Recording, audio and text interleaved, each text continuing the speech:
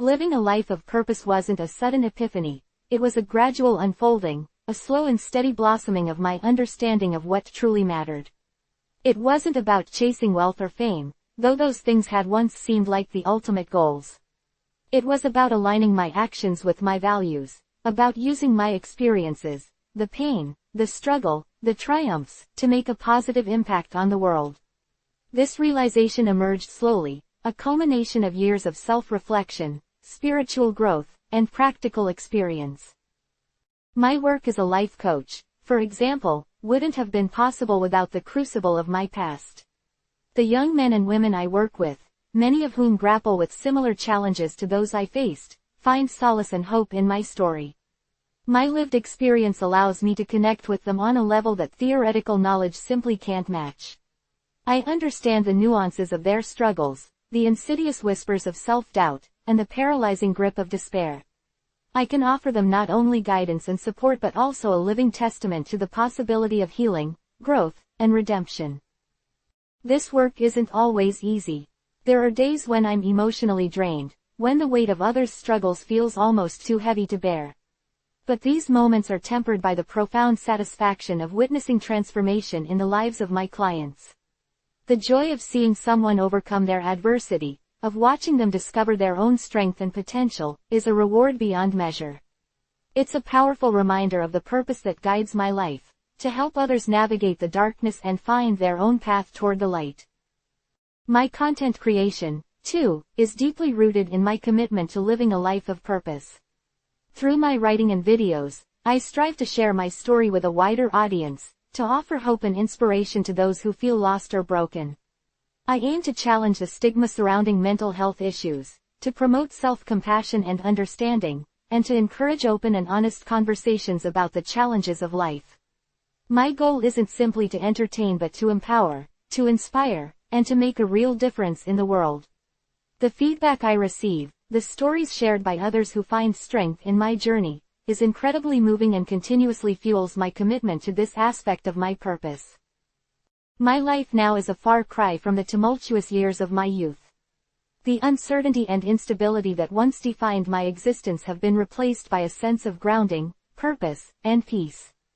But this peace isn't the absence of struggle, it's the ability to navigate challenges with resilience and faith. I've learned to embrace imperfection, to accept the inevitable setbacks that life throws our way, and to see them not as failures but as opportunities for growth and learning. It's important to acknowledge that even now, the battle against mental health challenges continues. Bipolar disorder and ADHD aren't conditions that simply disappear, they're integral parts of my life, requiring ongoing management and self-care. But I've learned to integrate these aspects of myself, to see them not as weaknesses but as facets of my unique personality. This acceptance has been key to building a life of purpose that is both authentic and fulfilling. My routines, therapies and medication are not just treatments, they are essential elements of self-preservation and enabling me to live this meaningful life. My life is a daily reminder that the journey of self-improvement and fulfillment is ongoing, a process of continuous learning and growth. My future aspirations are not about accumulating more achievements, they are about deepening my commitment to purpose-driven living. I envision continuing my work as a life coach, expanding my reach and impact. I'd like to establish workshops and retreats for young adults navigating similar life challenges, providing a safe and supportive space for them to connect, learn, and grow. I envision creating more content that resonates deeply with my audience, offering continued support, guidance and inspiration. Beyond my professional aspirations, I see my future as being intimately connected with community engagement and service. I want to dedicate time and energy to supporting organizations that assist at-risk youth, working to ensure that others have the opportunity to escape cycles of poverty and trauma. This isn't just a matter of giving back, it's about contributing to the betterment of society, about using my platform to create positive change on a wider scale. I firmly believe that each one of us has the capacity to contribute to the greater good, and I want to leverage my experiences, skills and platform to assist. This sense of purpose extends to my personal life as well. I strive to cultivate meaningful relationships, nurturing bonds based on mutual respect, love, and understanding. These relationships provide a source of strength and support, enriching my life in profound ways. They are the bedrock upon which my ability to give back is anchored. I draw strength from my family and close friends to support this aspect of my purpose. They understand the significance of my work, the reason it consumes so much of my energy and focus, and they are instrumental in my continued pursuit of a meaningful life. The path toward living a life of purpose is not always straightforward. There are obstacles and challenges to overcome. But it's a path that is deeply rewarding and endlessly fulfilling. It's about recognizing your gifts, your unique skills and passions, and using them to make a positive impact on the world. It's about aligning your actions with your values, about living a life that is both authentic and meaningful. It's about embracing the struggles and celebrating the small victories along the way. A crucial component of living a life of purpose involves fostering gratitude. Each day, I strive to appreciate the blessings in my life, the opportunities I've been given, and the people who support me. This practice helps to keep my perspective grounded, preventing me from getting bogged down in the challenges or overwhelmed by the enormity of my aspirations. This gratitude, combined with humility, helps me maintain a balanced perspective. I recognize that I'm not perfect, that I still struggle with things, and that my progress is a journey, not a destination. This awareness allows me to continue growing, and to stay connected to the reason I strive for purpose, service, and meaning. Living a life of purpose also involves self-compassion. This means acknowledging my shortcomings without self-judgment, recognizing my strengths without arrogance, and treating myself with the same kindness and understanding that I offer to others. This self-compassion is the foundation of my personal and professional work. It gives me resilience and the emotional capacity to continue pursuing a life that is meaningful and makes a positive impact on others. This journey of purpose is not something that has a clear ending. It is a continuous process of growth, learning and contribution. I expect my life's purpose to evolve as I mature, grow and learn from life's experiences. This ongoing evolution is crucial to avoid stagnation and helps me stay passionate about the journey. The changes in my direction and focus will always be driven by my commitment to service, and will always come back to that central core value. My story is a testament to the transformative power of faith, resilience, and the unwavering belief in the possibility of a better future. It's a story that speaks to the human spirit's capacity for healing, growth, and the creation of a purposeful and meaningful existence. And it's a story that I hope will inspire others to embark on their own journeys toward a life driven by purpose, compassion and hope. For it is in these pursuits that we find true fulfillment and lasting joy. Chapter 10. Practical Strategies for Recovery. Building a robust support network wasn't something that magically appeared in my life. It was painstakingly constructed, brick by brick, through conscious effort and vulnerability. My past had left me deeply isolated, distrustful of others, and convinced that I was fundamentally alone in my struggles. Overcoming this ingrained sense of isolation was a monumental task, requiring a significant shift in my mindset and a willingness to reach out, despite the fear of rejection. It began with small steps, hesitant gestures of connection that gradually blossomed into meaningful relationships that became my anchors during life's storms. The first step involved acknowledging my own limitations and admitting that I couldn't, and shouldn't, do this alone. For years, I'd stubbornly carried the weight of my problems, believing that showing vulnerability was a sign of weakness. This belief stemmed from my childhood experiences, where expressing emotions often led to more pain. But as I began my journey toward healing, I realized that this perception was a self-imposed prison. True strength, I discovered, lies not in concealing our struggles, but in openly acknowledging them and seeking help. This realization led me to seek professional help. Therapy became an invaluable tool, providing me with a safe space to process my trauma, unpack my past, and develop coping mechanisms for managing my bipolar disorder and ADHD.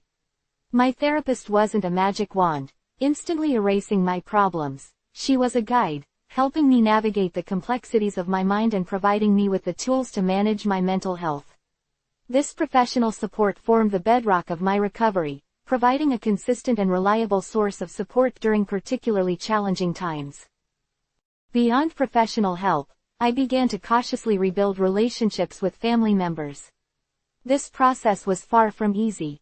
Years of strained relationships, fueled by my past behaviors and their own struggles, had created deep chasms of mistrust.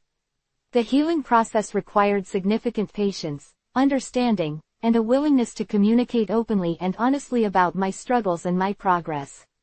It meant apologizing for past hurts, accepting responsibility for my actions, and actively working to rebuild broken bridges. This was a slow, often painful, process, but the rewards of reconnecting with my family were immeasurable. Their support, though sometimes tentative at first, eventually became a vital source of strength and encouragement. Building friendships also played a crucial role in my recovery. Initially, this proved challenging. My past had left me wary of forming close bonds. The fear of betrayal, of being hurt again, loomed large. However, through attending church and engaging in community activities, I began to meet people who shared my values and offered me unconditional acceptance. These individuals didn't shy away from my struggles. Instead, they offered compassion, understanding, and unwavering support. These friendships became havens of safety and encouragement, providing a sense of belonging and connection that I had craved for so long. It's important to note that building a support network is not a passive process. It requires conscious effort and consistent engagement. It's about actively nurturing relationships, communicating openly and honestly, and being willing to both receive and offer support. This means investing time and energy in nurturing those relationships, communicating regularly, celebrating victories together, and offering unwavering support during times of difficulty. It involves setting healthy boundaries, recognizing that some relationships may not be healthy or supportive, and having the courage to let go of those that are toxic. Furthermore, maintaining a support network requires ongoing effort. Life inevitably throws curveballs, unexpected challenges, setbacks, and changes. During such times, the strength of your support network will be tested. It's during these moments that open communication and vulnerability become even more crucial. Sharing our struggles with those we trust can provide comfort, guidance, and strength to navigate challenging circumstances. Likewise, offering support to others in our network strengthens those bonds and fosters a sense of mutual understanding and compassion. My support network also extends beyond my immediate circle of family and friends. I actively participate in various community organizations, working with at-risk youth and offering mentorship and guidance. These interactions have broadened my perspective, providing me with a sense of purpose and fulfillment beyond my personal journey. The connections forged through community involvement have enriched my life, providing a broader sense of belonging and connection. In addition to these aspects, I've learned the importance of self-care in maintaining a healthy and supportive network. This isn't just about pampering myself, it's about prioritizing activities that nourish my physical, mental, and emotional well-being. Regular exercise, meditation, and healthy eating habits have been instrumental in maintaining a balanced outlook, equipping me with the emotional resilience necessary to navigate challenging situations and effectively engage with my support network. Neglecting self-care would lead to depletion, reducing my capacity to offer support to others and making me more susceptible to emotional burnout. Another essential element in cultivating a strong support system is the practice of forgiveness. Forgiving myself for past mistakes and forgiving others for their transgressions has been a pivotal step in my journey. Holding on to resentment and anger only serves to create barriers and hinder the healing process. Forgiveness isn't about condoning harmful actions, it's about releasing the emotional weight of anger and resentment and freeing myself to move forward. It allows for a more genuine and healthy connection with others, creating an atmosphere of trust and mutual respect. Building a strong support network isn't just about surrounding ourselves with people, it's about cultivating genuine connections characterized by mutual respect, compassion, and understanding. It's about being willing to be vulnerable, to share our struggles, and to accept support from others. It's a continuous process, requiring ongoing effort, communication, and a willingness to adapt to changing circumstances. It's about building a foundation of trust and mutual care, which is essential for navigating life's inevitable ups and downs. It's this network that has provided me with the strength, resilience, and hope to overcome adversity, and it's this network that I encourage others to build for themselves. My journey is a testament to the transformative power of community, support, and the incredible resilience of the human spirit when nurtured by genuine connections. This network is not a luxury, it's an essential element for sustained growth, healing, and a meaningful life. It is a crucial investment in oneself and one's future well-being. Seeking professional help wasn't a decision I arrived at lightly. For years, I'd stubbornly believed I could handle everything myself, a belief rooted in a deep-seated fear of vulnerability and a childhood where asking for help often felt like a sign of weakness, leading to further isolation and pain. The image of the strong, self-reliant individual was deeply ingrained in my psyche, a defense mechanism against a world that had repeatedly shown itself to be unpredictable and unkind. However, as the weight of my past traumas, coupled with the debilitating symptoms of my bipolar disorder and ADHD, began to overwhelm me, the cracks in my carefully constructed facade of independence started to appear. The constant internal turmoil, the unpredictable emotional swings, the overwhelming sense of chaos, it all became too much to bear alone. I reached a point where the sheer exhaustion of battling my inner demons overshadowed everything else in my life. The constant struggle to maintain even a semblance of normalcy became an almost insurmountable burden. The decision to seek professional help was a turning point, a conscious choice to surrender my pride and embrace vulnerability. It wasn't a simple act. It involved confronting deeply ingrained fears, challenging deeply held beliefs about strength and weakness, and admitting that I was, in fact, not invincible. It was a humbling experience, a recognition of my limitations and a courageous step toward healing. The first appointment felt surreal. I remember feeling a mixture of apprehension, anticipation, and a strange sense of relief, a feeling that perhaps there was a way out of the darkness I had inhabited for so long. My initial sessions with my therapist were challenging. It was difficult to articulate the complex tapestry of emotions and experiences that had shaped me. Years of suppressing my feelings had built up a wall of emotional defenses, making it challenging to open up and share my deepest vulnerabilities. There were moments of intense emotion, tears, anger, and even frustration at the seemingly endless cycle of my struggles. But gradually, as trust blossomed between us, I began to unpack my past, to confront the traumas that had shaped my worldview and fueled my self-destructive behaviors. My therapist, a kind and compassionate woman with a wealth of experience, provided a safe and non-judgmental space for me to explore my thoughts and feelings without fear of condemnation. She didn't offer easy answers or quick fixes. Instead, she guided me through the process of self-discovery, helping me to understand the root causes of my struggles and develop healthy coping mechanisms. She helped me to see patterns in my behavior, to recognize triggers that led to emotional instability, and to develop strategies for managing my symptoms. One of the most significant breakthroughs in therapy came through exploring my childhood. We delved into the specifics of my upbringing, dissecting the events that had contributed to my sense of insecurity and instability. The process was painful at times, bringing back memories I had tried to bury deep within my subconscious. But confronting these memories, processing them in a safe and supportive environment, allowed me to understand the impact they had had on my life and begin to heal from the wounds they had inflicted. Cognitive behavioral therapy, CBT, was a particularly useful tool in my recovery. We worked together to identify and challenge negative thought patterns and replace them with more positive and realistic ones. This involved becoming more mindful of my internal dialogue and learning to question the validity of my often self-deprecating and critical inner voice.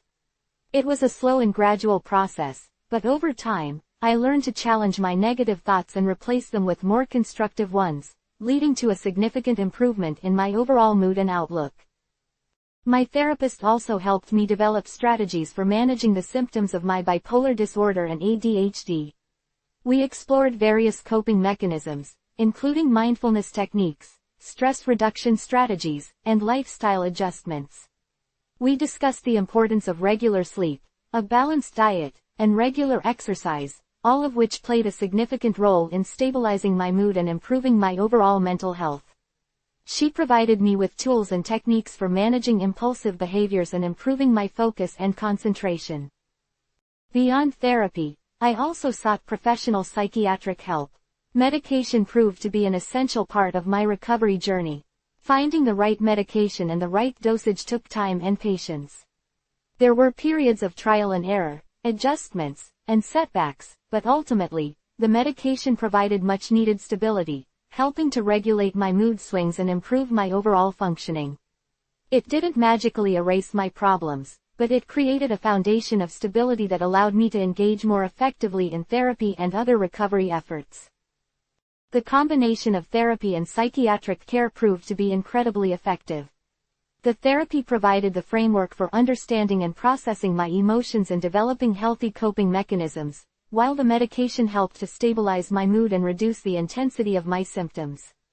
It was a holistic approach that addressed both the emotional and biological aspects of my mental health. This integrated approach provided the groundwork for my ongoing recovery and allowed me to build a more resilient and stable foundation for my life. The path to recovery wasn't a straight line. There were setbacks, moments of doubt, and times when I questioned whether I was making progress. There were days when the weight of my past felt insurmountable, when the darkness threatened to engulf me again. But through perseverance, continued therapy and medication adjustments, and a strong support network, I persevered.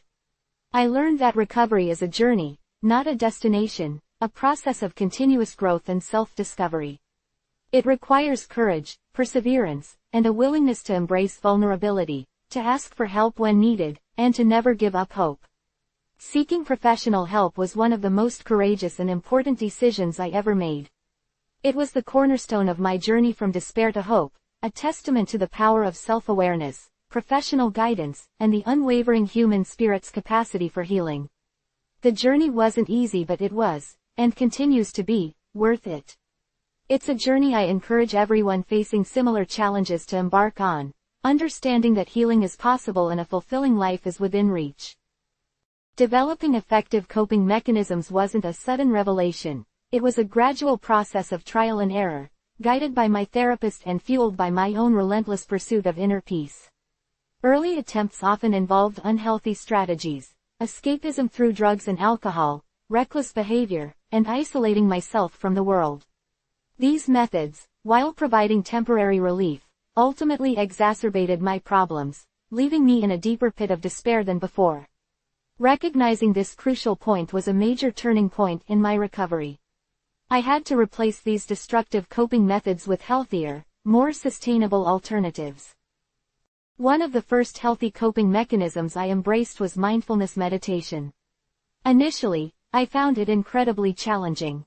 My mind, accustomed to a constant barrage of chaotic thoughts and racing anxieties, resisted the stillness. The quiet was deafening, and the silence felt unnerving. But I persevered. I started with just 5 minutes a day, focusing on my breath, noticing the sensations in my body, and gently acknowledging any thoughts that arose without judgment. Gradually, I increased the duration of my meditations, and over time, I noticed a significant shift in my mental state. The constant internal chatter began to quiet down, replaced by a growing sense of calm and inner peace. Mindfulness taught me to observe my thoughts and emotions without being swept away by them. It helped me create a space between stimulus and response, giving me time to choose my reaction instead of reacting impulsively. In addition to mindfulness meditation, I incorporated regular exercise into my routine. Physical activity became a crucial outlet for pent-up energy and frustration. Initially, I opted for short walks, gradually increasing the intensity and duration of my workouts. I discovered the power of endorphins and the positive impact physical activity had on my mood and overall well-being.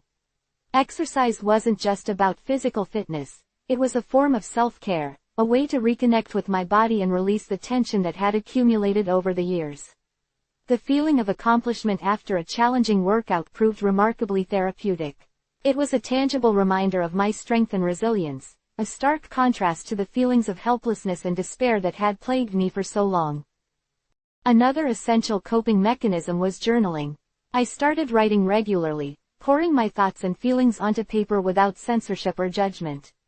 Journaling became a safe space to explore my emotions, process my experiences, and track my progress. It helped me identify patterns in my behavior, recognize triggers that led to emotional instability, and develop strategies for managing my symptoms. The act of writing itself was therapeutic. It was a way to externalize my internal turmoil, giving voice to the silent struggles that had haunted me for years. Reviewing my journal entries over time also allowed me to see how far I had come, reminding me of my progress and encouraging me to continue on my healing journey. Developing a strong support network was also critical to my recovery. For years, I had isolated myself, believing that my struggles were too shameful to share. But as I began to heal, I recognized the importance of connection and community. I started building relationships with people who understood my struggles and offered unconditional support. This included my therapist, my psychiatrist, members of my church community, and close friends who stood by me through thick and thin. These relationships provided a sense of belonging and acceptance, reminding me that I was not alone in my journey. Having people to lean on during challenging times provided invaluable emotional support and encouragement. The shared experiences and mutual understanding fostered within these relationships were essential to my recovery. Alongside these strategies, I focused on cultivating positive habits. This included prioritizing sleep, maintaining a healthy diet, and practicing gratitude. Getting sufficient sleep became a top priority, as I learned that lack of sleep exacerbated my symptoms. I established a consistent sleep schedule and created a relaxing bedtime routine. I also made conscious efforts to eat nutritious foods, avoiding processed foods and excessive sugar. This improved my overall energy levels and mental clarity. Practicing gratitude involved taking time each day to reflect on the positive aspects of my life, however small they might seem. This practice helped shift my focus from negative thoughts to positive affirmations, improving my overall outlook and mood. Another technique that proved invaluable was cognitive restructuring. This involved identifying and challenging negative thought patterns and replacing them with more positive and realistic ones. My therapist taught me how to question the validity of my self-critical inner voice. We worked together to identify cognitive distortions, mental errors in thinking that lead to negative emotions and behaviors, and to replace them with more balanced and rational thoughts.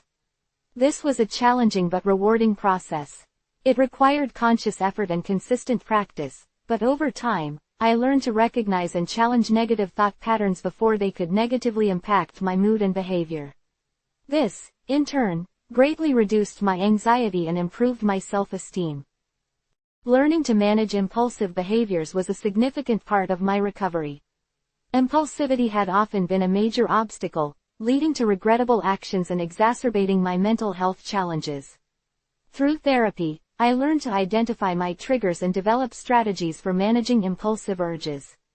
This involved practicing mindfulness, engaging in calming activities, and seeking support from my support network when feeling overwhelmed. I also learned to delay gratification, giving myself time to think through my actions before acting impulsively. This conscious effort to control my impulses significantly improved my decision-making abilities and overall quality of life. Importantly, I also found immense healing in my faith. My connection with God provided me with a sense of purpose, hope, and unconditional love.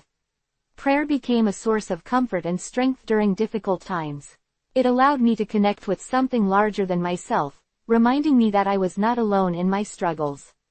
My faith provided a framework for understanding my life's experiences, giving me perspective and a sense of meaning that transcended my personal challenges.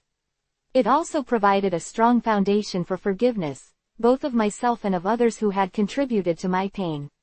This forgiveness was vital to my healing process, allowing me to release resentment and move forward with my life. Finally, celebrating small victories became an important part of my journey.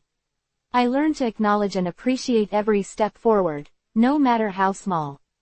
Every day I woke up and chose to fight for my well-being was a victory. Every challenging situation I navigated was a victory. Every healthy coping mechanism I successfully implemented was a victory. This constant acknowledgement of my progress helped me stay motivated and focused on my recovery journey. It served as a potent reminder that progress, however incremental, is progress nonetheless. It was a testament to my resilience and a powerful catalyst for continued growth. The journey of developing healthy coping mechanisms is ongoing, a lifelong process of self-discovery, continuous learning, and adaptation. But the tools and techniques I've developed have equipped me to navigate life's inevitable challenges with grace, resilience, and a deep-seated sense of inner peace. My story is a testament to the transformative power of self-awareness, perseverance, and faith. Setting realistic goals wasn't something that came naturally to me. My past was filled with grand, often unattainable, schemes, fueled by impulsivity and a desperate need to prove myself. I'd jump into projects with reckless abandon, only to burn out or become overwhelmed, leading to a cycle of disappointment and self-recrimination. The concept of breaking down large aspirations into smaller, manageable steps felt foreign and almost insulting. Why bother with baby steps when I craved a giant leap forward? This was a significant hurdle I had to overcome in my recovery. My therapist, a wise and patient woman, helped me understand the importance of gradual progress. She explained that setting unrealistic goals often leads to frustration and failure, ultimately hindering rather than advancing my healing journey. Instead, she encouraged me to focus on small, achievable targets, celebrating each milestone along the way. This approach, she emphasized, was not about lowering my ambitions but about creating a sustainable path towards their realization. Initially, I resisted. The idea of scaling back felt like settling, like accepting defeat before the battle even began. But as we explored the concept further, I began to appreciate its inherent wisdom. She used the analogy of climbing a mountain. Trying to reach the summit in one massive leap is not only physically impossible but also incredibly dangerous. A more prudent approach, she explained, is to break the climb into smaller segments, focusing on conquering one section at a time. Each conquered section, each successfully scaled incline, becomes a source of encouragement and motivation to continue the climb. We began by identifying one area of my life where I wanted to make positive change. Given my past struggles with impulsivity and substance abuse, we decided to tackle my sleep hygiene. Instead of aiming for a perfect 8 hours of sleep every night, a goal I'd often failed to achieve in the past, we started with a more modest goal, going to bed and waking up at the same time each day, even on weekends. This seemingly small change was surprisingly difficult. My internal clock, disrupted by years of erratic sleep patterns, resisted the regularity. But I persisted. I set an alarm for bedtime and a wake-up alarm, creating a consistent sleep schedule.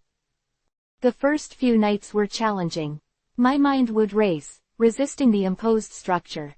I'd toss and turn, fighting sleep, but I persevered. I reminded myself that even a slight improvement was a step in the right direction. I also incorporated relaxation techniques such as deep breathing exercises and meditation before bed. Slowly, gradually, my body began to adjust to the new routine. I started sleeping more consistently, experiencing significant improvements in my mood, energy levels, and overall cognitive function. This small victory, achieving consistent sleep, was immensely validating. It fueled my motivation to tackle other areas of my life. Next, we focused on my diet. Instead of embarking on a drastic, restrictive diet, we implemented small, incremental changes. I started by replacing one sugary drink a day with water. Then, I added a serving of fruits and vegetables to my daily meals. Each small change was a step towards a healthier lifestyle. I tracked my progress using a simple journal, recording what I ate and how I felt. This allowed me to see the direct correlation between my diet and my overall well-being. Celebrating these modest victories, a week of consistent water drinking, a successful week of incorporating vegetables, helped me maintain motivation and reinforced positive habits. The same principle applied to my academic pursuits. My goal was to earn a degree in business entrepreneurship. Rather than being overwhelmed by the sheer volume of work, I divided my academic journey into smaller segments, completing one chapter of a textbook at a time, mastering one concept before moving to the next, and achieving a good grade on one assignment before focusing on the next. Each completed task, each successfully navigated exam, boosted my self-confidence and motivated me to continue. This process extended beyond my personal and academic life. I began setting realistic goals in my community outreach work.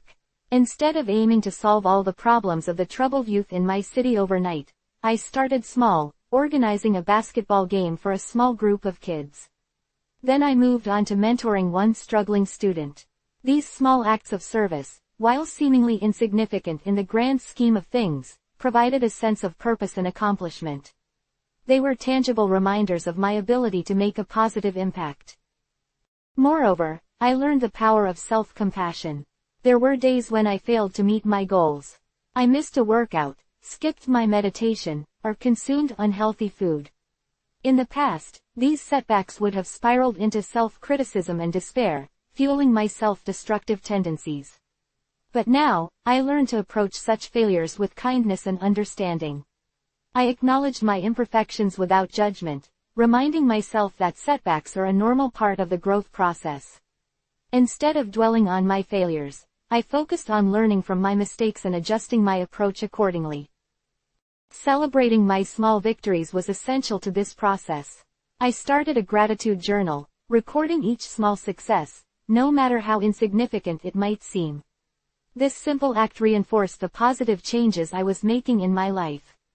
Sharing my successes with my support network, my therapist, my friends, and my family, amplified their significance and reinforced my commitment to continued progress. Their encouragement helped me stay focused on my goals, even during challenging times. The journey to recovery wasn't a straight line, it was filled with ups and downs, setbacks and breakthroughs. But by setting realistic goals, celebrating small victories, and practicing self-compassion, I learned to navigate these challenges with increased resilience and renewed hope. The path to recovery is a marathon, not a sprint. And the journey itself, the process of continuous growth, self-discovery, and transformation, is a testament to the resilience of the human spirit. The experience of consistently achieving smaller goals, however seemingly insignificant, fostered a sense of self-efficacy and fueled my determination to continue striving for a better future. This sense of accomplishment is essential to maintaining momentum and sustained progress, making it easier to face the inevitable challenges that life throws our way. It's the foundation for building lasting, sustainable change, one small victory at a time. Practicing self-care became less of a philosophical concept and more of a survival necessity. For years, my life had been a whirlwind of impulsive decisions and reckless abandon, fueled by untreated mental health issues and a deep-seated sense of insecurity. My body and mind had paid the price. I was physically exhausted, emotionally drained, and mentally frayed. The idea of nurturing myself, of prioritizing my well-being, seemed selfish, even indulgent. After all, I had spent so much time focused on everyone else's needs, ignoring my own. However, as I progressed on my journey of recovery, I began to understand that self-care wasn't a luxury, it was a fundamental requirement for sustained growth and healing. It wasn't about pampering or indulging in frivolous activities, it was about actively engaging in practices that nourished my physical, mental, and spiritual health. It was about treating myself with the same kindness and compassion I would offer a friend struggling with similar challenges. The first step was recognizing the interconnectedness of my physical and mental health. Neglecting one inevitably affected the other. Years of substance abuse, poor diet, and erratic sleep patterns had taken their toll. I felt perpetually fatigued, my mood fluctuated wildly, and my concentration was shot. Tackling these issues became a priority. I started with the basics: sleep. Establishing a consistent sleep schedule, as I had already detailed, was transformative. But it was more than just setting an alarm, it was about creating a relaxing bedtime routine. I started taking warm baths before bed, listening to calming music, and avoiding screens an hour before sleep. These seemingly small changes had a profound impact on the quality of my sleep. Diet was another crucial area. I wasn't aiming for perfection, but for mindful choices. I began reading food labels, paying attention to portion sizes, and prioritizing whole, unprocessed foods. I drastically reduced my sugar intake, replacing sugary drinks with water and opting for fruits instead of processed snacks. This wasn't about deprivation, it was about fueling my body with the nutrients it needed to function optimally. Exercise, initially a daunting task, became a source of both physical and mental strength.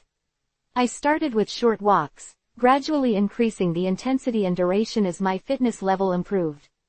I discovered the power of endorphins, the natural mood boosters released during exercise.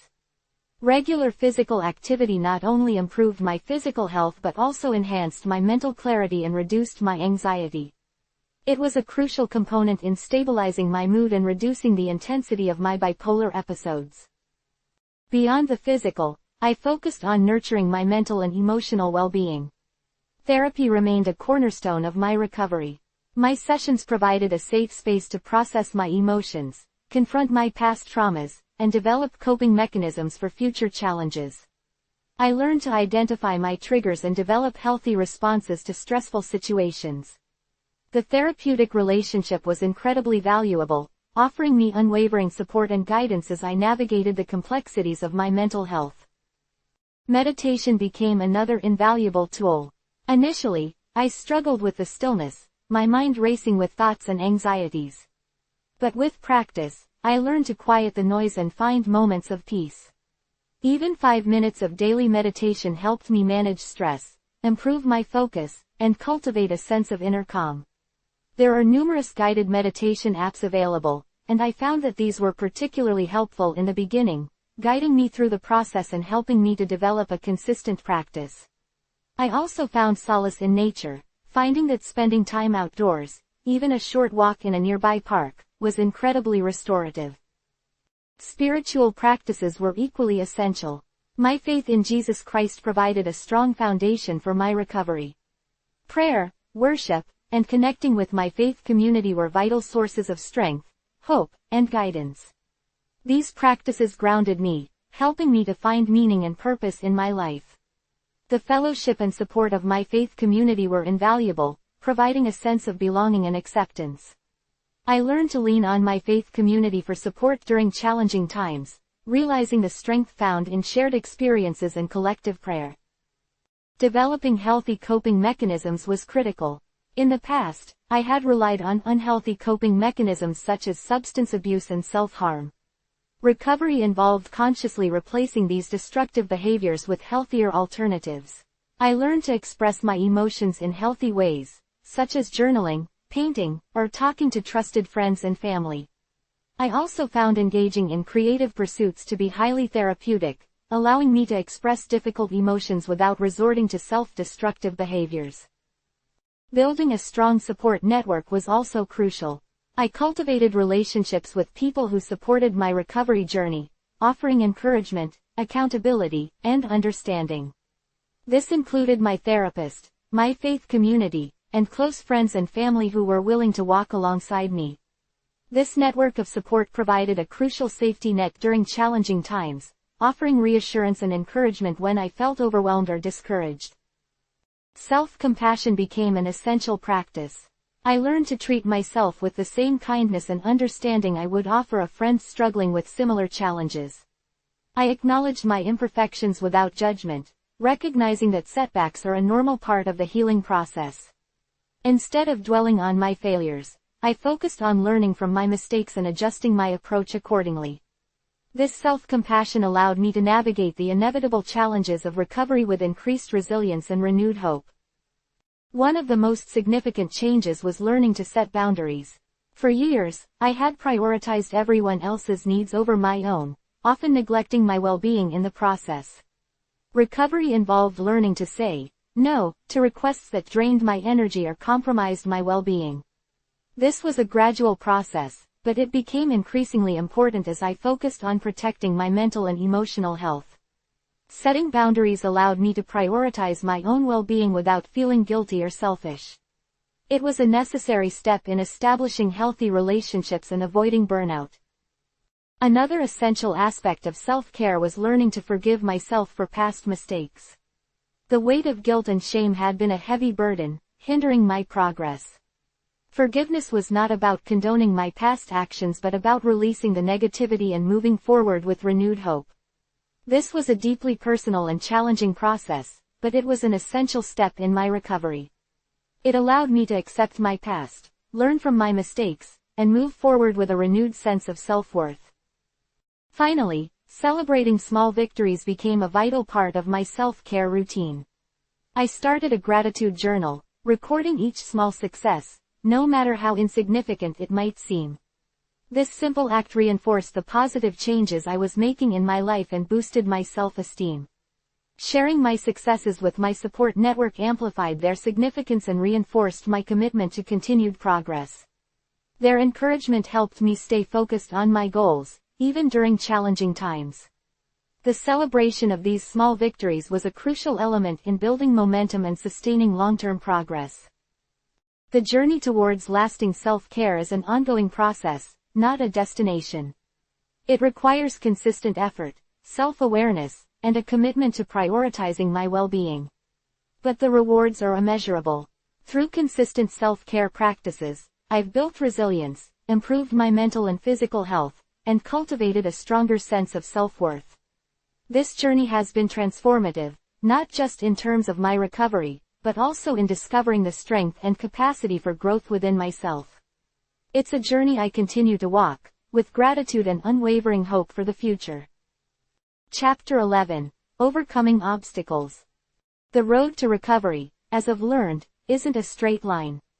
It's a winding path, full of unexpected twists and turns, uphill climbs, and the occasional valley of despair. Setbacks are inevitable. They're not signs of failure, but rather, opportunities for growth, refinement, and a deeper understanding of our own resilience. The key is not to avoid setbacks, but to navigate them with wisdom, faith, and a renewed commitment to the journey. One of the biggest challenges I faced was the tendency to view setbacks as personal failures. When things didn't go as planned, my immediate reaction was often self-criticism and despair. This negative self-talk would spiral, fueling feelings of inadequacy and hopelessness. I'd beat myself up, focusing on what I hadn't accomplished instead of celebrating the progress I had made. This pattern needed to change. I learned that reframing my perspective was crucial. Instead of viewing setbacks as failures, I began to see them as valuable learning experiences. Each stumble, each fall, offered a chance to reflect, assess, and adjust my approach. This shift in mindset wasn't easy. It required conscious effort and a willingness to challenge my ingrained negative thought patterns. I started practicing gratitude, focusing on the positive aspects of my life, even amidst the challenges. This simple act of shifting my focus helped me to maintain hope and perspective. Another valuable tool was developing a strong support system. Surrounding myself with people who believed in me, who offered encouragement and accountability, was essential during difficult times. My faith community played a vital role, providing unwavering support and prayer. Friends and family who understood my struggles offered a listening ear and a much-needed sense of belonging. This support network acted as a buffer against the negative self-talk and despair that often accompanied setbacks. They reminded me of my strengths and helped me to keep moving forward. One of the most significant setbacks I faced involved a relapse into old habits. After months of consistent progress, I found myself slipping back into destructive patterns. It was a painful experience, filled with guilt, shame, and self-doubt. I felt like I had failed myself, my support network, and most importantly, God. The temptation to give up was overwhelming. However, instead of succumbing to despair, I leaned heavily on my support system. I confessed my struggles to my therapist, my pastor, and close friends.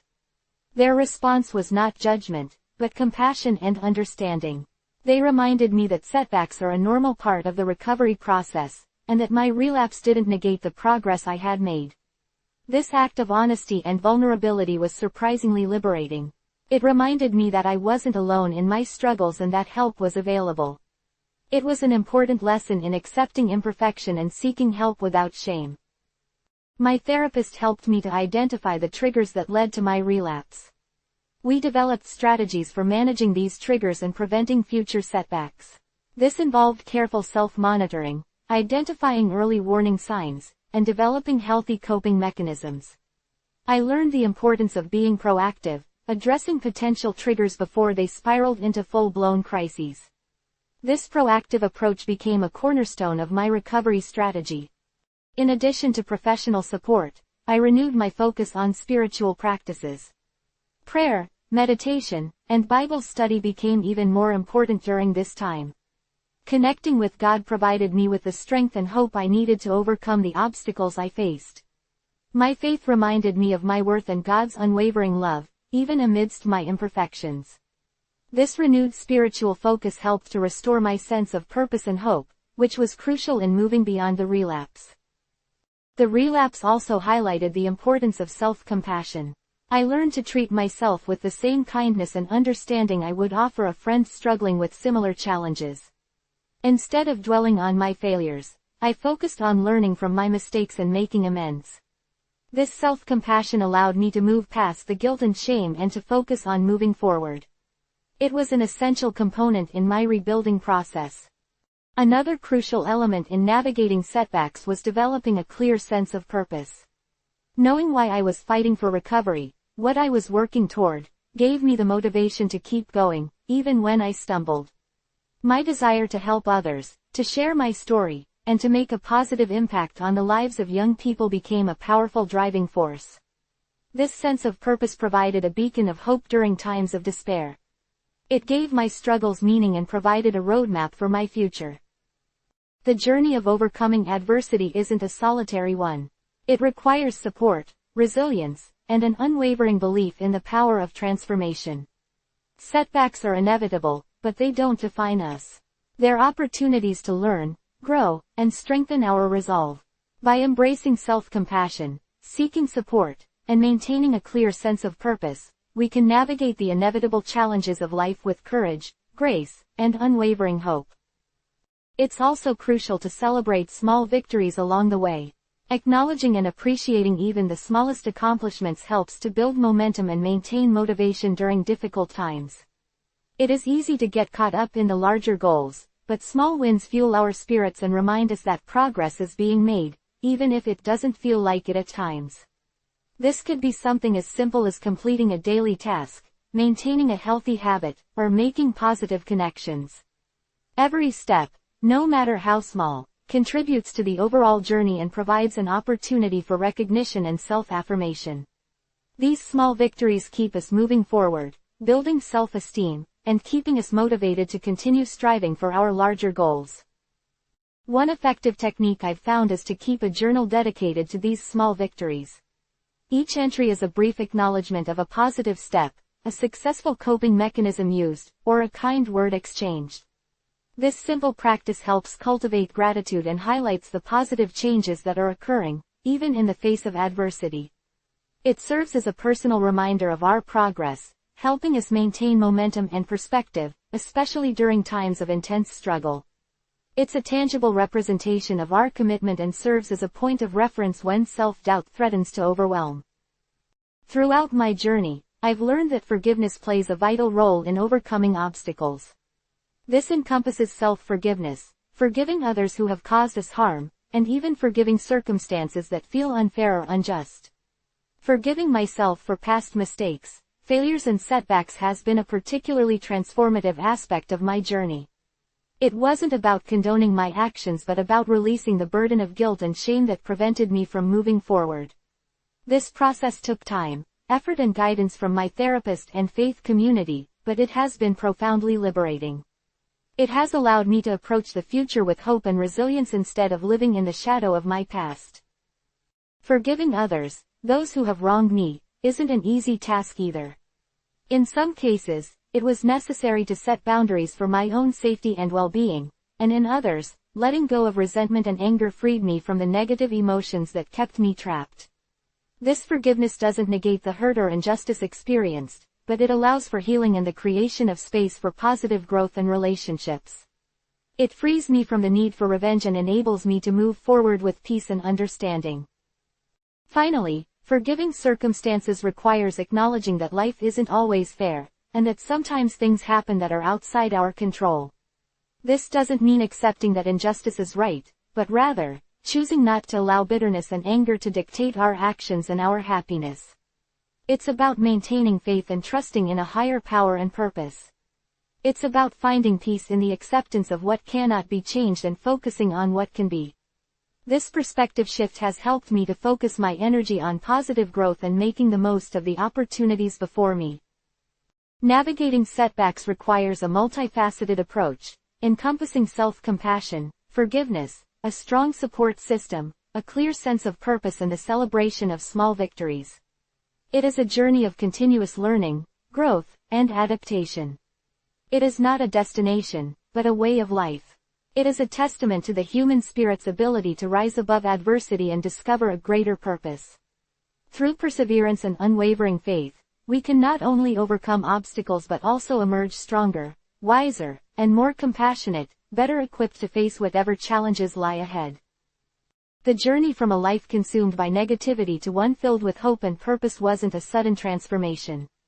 It was a gradual process, a constant battle against ingrained negative thought patterns that had taken root over years of hardship.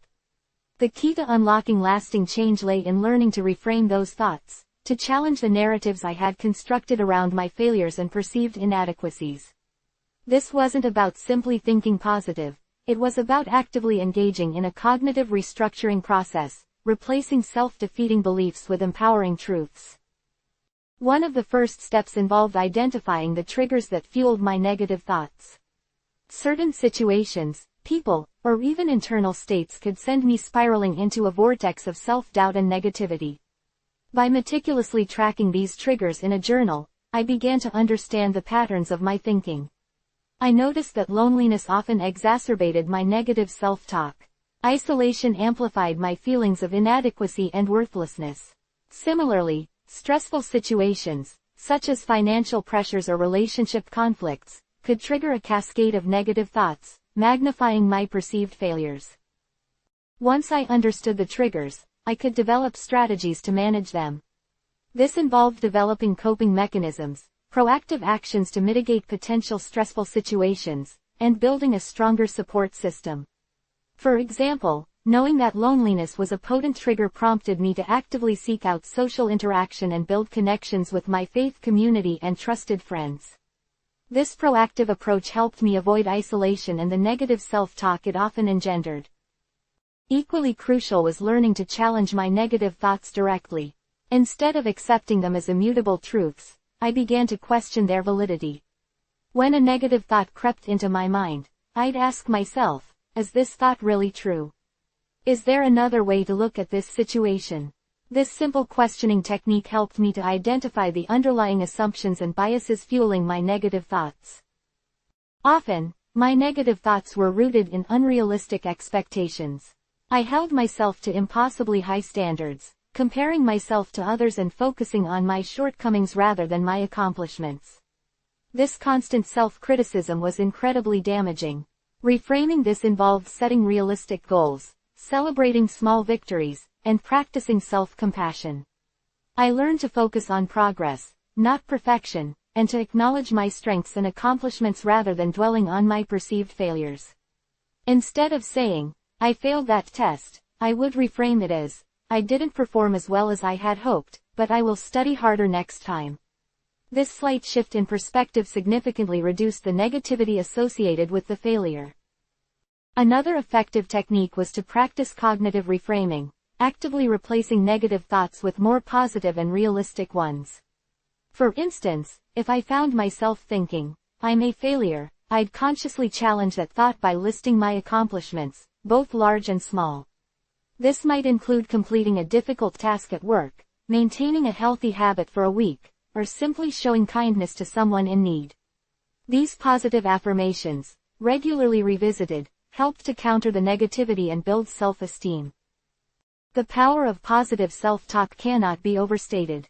It's not about denying reality or pretending everything is perfect, it's about cultivating a more compassionate and encouraging internal dialogue. Instead of focusing on my shortcomings, I began to emphasize my strengths and potentials. I learned to celebrate my resilience, my perseverance, and my capacity for growth. This positive self-talk helped to build my confidence and create a more positive emotional landscape. My faith played a vital role in this process of reframing negative thoughts. The unwavering love and grace of God provided a powerful anchor during challenging times. Knowing that I was unconditionally loved and accepted, despite my imperfections, helped me to cultivate self-compassion and forgive myself for my past mistakes. My faith reminded me of my inherent worth and value, regardless of my circumstances. Prayer became an invaluable tool for managing negative thoughts. Through prayer, I could express my struggles, anxieties, and fears to God, seeking guidance, strength, and peace. Prayer helped me to surrender my worries and anxieties to a higher power, relieving me of the burden of carrying them alone. It provided a source of comfort, hope, and resilience. Spiritual practices, such as meditation and Bible study, further enhanced this process. Meditation allowed me to quiet my mind and center myself in the present moment. This helped to reduce the intensity of negative thoughts and emotions. Bible study provided inspiration, hope, and guidance from God's Word, reinforcing the positive messages and principles that empowered me to overcome my negative thought patterns. The scriptures offered solace, direction, and strength. The reframing of negative thoughts wasn't a one-time event, it was an ongoing process, requiring consistent effort, self-awareness, and a commitment to personal growth.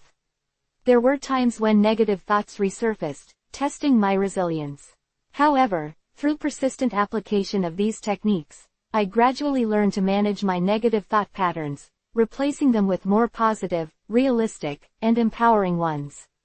The result was a significant improvement in my mental health, emotional well-being, and overall quality of life.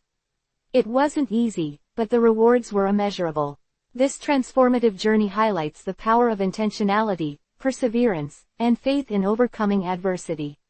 The struggle is real, but so is the potential for profound healing and transformation. Overcoming negative thoughts wasn't solely an internal battle, it required a conscious effort to cultivate external factors conducive to positive mental health. This involved nurturing positive relationships, surrounding myself with supportive individuals, and engaging in activities that brought me joy and fulfillment. Spending time with loved ones, particularly my faith community, provided emotional support and encouragement. They reminded me of my strengths, offered a listening ear, and helped me maintain perspective. Engaging in activities that promoted physical and mental well-being also proved beneficial. Regular exercise, healthy eating, and adequate sleep played a crucial role in regulating my mood and energy levels, reducing the likelihood of negative thought patterns taking hold. Hobbies and creative pursuits provided a healthy distraction from stress and negativity, nurturing my sense of purpose and self-worth. These activities weren't simply distractions, they were proactive steps in building resilience. Building a strong support network was paramount. This wasn't simply about having friends, it was about cultivating deep, meaningful connections with people who understood my struggles and offered unwavering support. Sharing my experiences with my therapist, pastor, and close friends provided invaluable emotional release and helped me gain a fresh perspective on my challenges. Their compassion, understanding, and guidance were instrumental in helping me navigate difficult times and maintain my focus on recovery. The journey towards positive mental health is a continuous process, not a destination. There will always be challenges and setbacks, moments when negative thoughts attempt to regain control. However, by developing a toolkit of strategies, self-compassion, positive self-talk, cognitive reframing, supportive relationships, and spiritual practices, I learned to manage these challenges and cultivate a more positive mindset. This isn't about erasing negativity altogether, it's about learning to navigate it with grace, resilience, and an unwavering belief in my capacity for growth. This journey of self-discovery empowered me to transform not only my thinking but also my life. Building a solid foundation of self-esteem wasn't a quick fix, it was a painstaking process of chipping away at the years of self-doubt and negativity. It required a fundamental shift in my perspective, a conscious decision to value myself, flaws and all.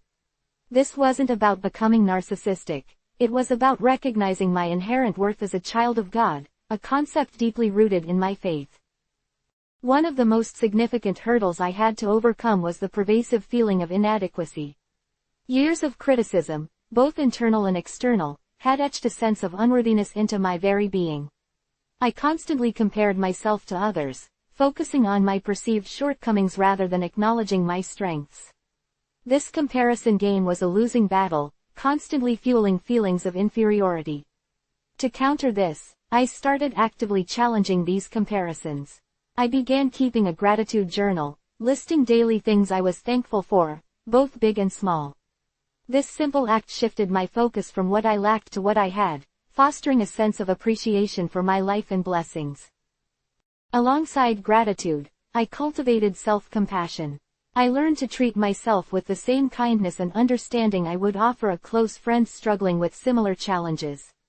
This involved acknowledging my imperfections without judgment, recognizing that mistakes are opportunities for growth, and forgiving myself for past errors. Self-compassion wasn't about ignoring my shortcomings, it was about approaching them with empathy and understanding, rather than harsh self-criticism. It was about embracing the messy, imperfect parts of myself. Another critical aspect of building self-esteem was setting realistic goals and celebrating small victories. In my past, I had a tendency to set impossibly high standards, leading to constant disappointment and self-flagellation.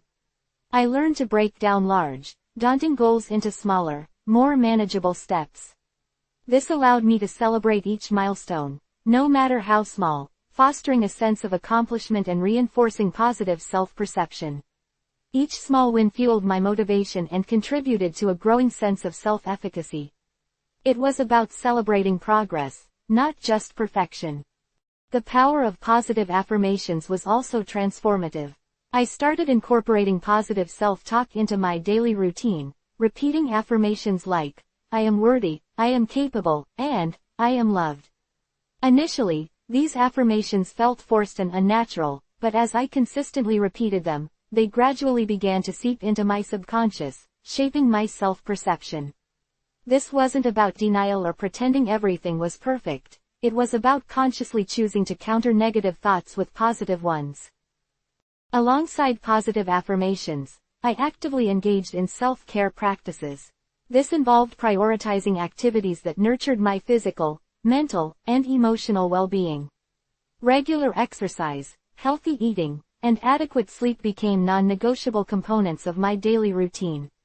These practices not only improved my physical health but also enhanced my mental clarity and emotional resilience, making me more resistant to negative self-talk and more capable of handling stress.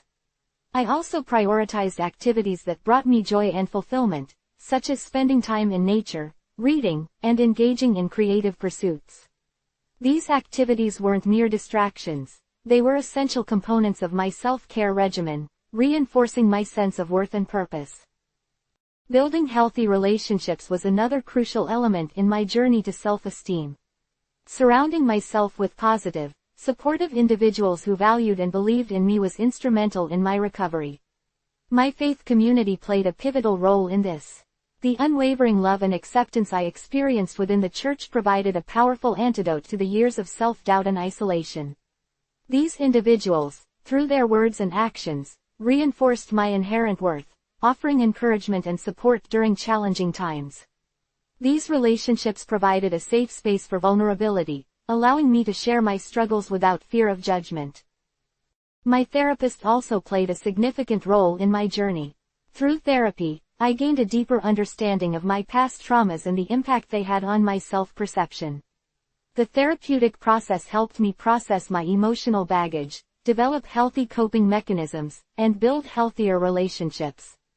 Therapy wasn't about fixing me, it was about equipping me with the tools and strategies to navigate my own challenges. My faith journey provided the unwavering bedrock upon which I rebuilt my self-esteem. My relationship with God served as a constant source of strength, love, and unconditional acceptance. Knowing that I was loved and valued by a higher power, regardless of my imperfections, fundamentally altered my self-perception. My faith instilled in me a sense of purpose and belonging, providing a framework for understanding my worth and place in the world. Prayer and meditation became essential tools for connecting with God, fostering a sense of peace, and strengthening my inner resilience.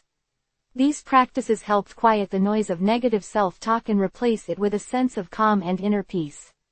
The scriptures offered solace, hope, and guidance, helping me to develop a healthier perspective on myself and the world around me. The journey of building self-esteem is ongoing, a continuous process of self-discovery and growth. There will always be challenges and setbacks, times when negative thoughts resurface. However, through consistent application of the strategies outlined above, gratitude, self-compassion, realistic goal setting, positive affirmations, self-care, healthy relationships, and faith, I have learned to manage those challenges and cultivate a stronger sense of self-worth. It's a testament to the resilience of the human spirit and the transformative power of faith. This wasn't simply about improving my self-esteem, it was about discovering my true identity, embracing my imperfections, and celebrating my unique worth as a child of God. This process isn't about achieving perfect self-esteem, it's about consistently striving towards it. It's about recognizing that setbacks are inevitable, but they don't define us. It's about learning from our mistakes, forgiving ourselves, and moving forward with renewed determination. It's about embracing the journey, the ups and downs, the triumphs and failures, recognizing that each experience contributes to our growth and understanding of ourselves. My journey has taught me that true self-esteem is not about external validation, it stems from within. It's about recognizing our inherent worth, irrespective of our accomplishments or failures. It's about cultivating a deep sense of self-love and acceptance, embracing our imperfections, and celebrating our strengths. It's about believing in our capacity for growth, resilience, and the unwavering power of faith to overcome any challenge. This journey has transformed my life profoundly, not just in terms of my self-perception but also in my ability to connect with others and make a positive impact on the world. It's a testament to the enduring power of self-belief and the transformative potential of faith. This process is a testament to the fact that even the most troubled past can be transformed into a foundation for a future filled with purpose, meaning, and a deep sense of self-worth. The journey is far from over, but the transformation experienced has been nothing short of life-changing. The ongoing pursuit of self-esteem is a testament to my faith, my resilience, and my commitment to a life of continuous growth and transformation. It's a journey of ongoing self-discovery, a constant unfolding of my potential, and a testament to the restorative power of faith and self-compassion. The foundation of self-esteem I built became a crucial buffer against the relentless waves of stress and anxiety that still crashed over me. My past, the chaotic childhood, the brushes with the law, the internal turmoil, left deep scars, and even with newfound faith and self-acceptance, these old wounds occasionally reopened. Learning to manage stress and anxiety wasn't about erasing these experiences, it was about equipping myself with tools to navigate them effectively. One of the most effective tools I discovered was mindfulness. Before my faith, I was a whirlwind of impulsive action, always reacting instead of responding. Mindfulness taught me to pause, to breathe, and to observe my thoughts and feelings without judgment. It was like learning to surf. Instead of fighting the waves of anxiety, I learned to ride them, observing their power without being swept away. This involved focusing on the present moment, appreciating the small details that often get lost in the rush of daily life, such as the warmth of the sun on my skin, the scent of fresh brewed coffee, or the laughter of a child. Initially, this felt incredibly challenging. My mind raced, jumping from one thought to another, always anticipating the next problem. But through consistent practice, I learned to quiet the noise, to find a sense of calm amidst the chaos. Guided meditation apps were invaluable during these early days. Their soothing voices and structured exercises helped ground me and guide my focus. Another vital aspect of my stress management strategy was cultivating healthy coping mechanisms. In my past, my coping mechanisms had been destructive, drugs, alcohol, and aggression. These were short-term fixes that led to long-term consequences. With the help of my therapist and faith community, I replaced these harmful habits with healthy alternatives.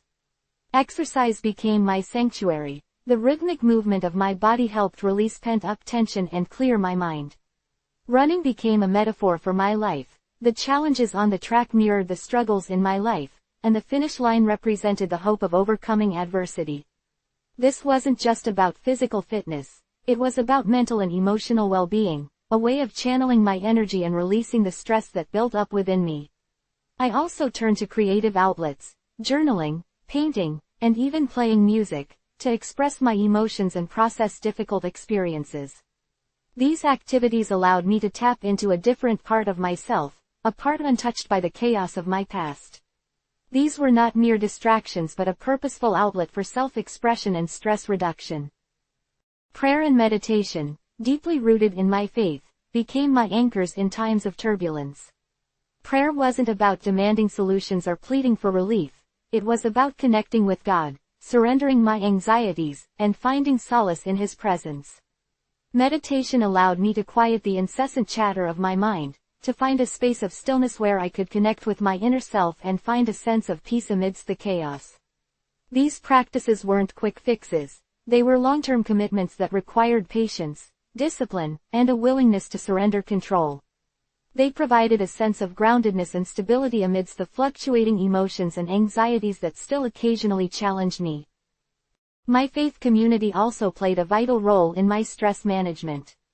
The unwavering support and understanding I received from fellow believers provided a safe space where I could share my struggles without fear of judgment. Their prayers, encouragement, and practical assistance were invaluable during challenging times. This wasn't merely social support, it was spiritual nourishment, fostering a sense of belonging and connection that strengthened my resilience in the face of adversity. The regular worship services, Bible studies, and fellowship events offered a rhythm to my life, a sense of structure and community that helped me to navigate through periods of high stress and uncertainty. Along with these spiritual practices, I learned the importance of setting boundaries. For years, I had been a people pleaser, constantly trying to meet the expectations of others, often at my own expense. This habit led to burnout and overwhelming stress. Learning to set boundaries, to say no when necessary, was a significant step towards prioritizing my well-being and managing my stress levels. This involved recognizing my own limitations, understanding my emotional capacity, and asserting my needs in a healthy and respectful manner. It was a difficult process, as my ingrained habit of people-pleasing fought back against my newfound self-awareness. But with the support of my therapist and faith community, I learned to set realistic limits, protecting my energy and emotional well-being. Another crucial aspect was learning to forgive. Holding on to resentment and anger only fueled my anxiety and stress. Forgiving myself for past mistakes and forgiving others who had hurt me was a transformative process. This wasn't about condoning their actions, it was about releasing the negativity that was holding me back. It was a gradual process, requiring patience, self-compassion, and a willingness to let go of the pain. It involved confronting the difficult emotions that arose during this process, acknowledging them without judgment, and gradually moving towards a place of peace and acceptance. This was a deeply spiritual journey, facilitated by my faith, providing the necessary grace and strength to release past hurts and move forward with a lighter heart. Finally, I discovered the power of self-care in managing stress and anxiety. This wasn't about indulging in luxury, it was about prioritizing activities that nurtured my physical, emotional, and spiritual well-being. This included regular exercise, healthy eating, adequate sleep, and spending time in nature. These practices were essential in maintaining a balanced and healthy lifestyle, making me better equipped to handle stressful situations. I learned to prioritize my needs, understanding that I couldn't pour from an empty cup. Self-care was an act of self-love, a way of acknowledging my inherent worth and investing in my own well-being. It wasn't selfish, it was essential for my overall health and ability to cope with the demands of life. Managing stress and anxiety is an ongoing process, not a destination. There will always be challenges and setbacks. But through faith, mindfulness, healthy coping mechanisms, strong boundaries, forgiveness, and self-care, I have developed the tools to navigate life's storms with greater resilience and peace. The journey continues, but I'm equipped with a toolkit for navigating the inevitable stress and anxiety that life throws my way. It's a journey of continual growth, a testament to the power of faith, resilience, and the enduring human spirit. The tools I developed were not quick fixes. They were long-term strategies that required commitment, patience, and a willingness to embrace the ongoing process of self-discovery and growth. It's a testament to the transformative power of faith and the unwavering resilience of the human spirit. This journey of healing, transformation, and growth has been deeply rewarding, demonstrating the ability to overcome adversity and find peace amidst life's challenges. My journey of overcoming adversity wasn't solely about conquering external obstacles, it was also about mastering my internal landscape. While building self-esteem and managing stress were crucial, I realized the need to cultivate a deeper understanding of myself, my emotions, my reactions, and my impact on others. This realization led me to explore the concept of emotional intelligence, a skill that proved invaluable in navigating the complexities of life and relationships. Emotional intelligence, to me, became synonymous with self-mastery. It wasn't about suppressing or ignoring emotions, but rather about understanding them, accepting them, and utilizing them to my advantage. It involved developing self-awareness, recognizing my own emotions and how they influence my thoughts and behaviors, and emotional regulation, managing my emotions effectively, responding rather than reacting. This, in turn, fostered empathy, allowing me to connect with others on a deeper level and build stronger, more meaningful relationships. My journey into emotional intelligence began with a deep dive into self-awareness. For years, I'd reacted to situations impulsively, driven by the immediate emotions of anger, frustration, or fear. Understanding my triggers was the first step. I began journaling, meticulously documenting my emotional responses to various situations. This process was initially uncomfortable, forcing me to confront uncomfortable truths about myself. I identified patterns in my reactions, noticing how specific situations or interactions triggered specific emotional responses.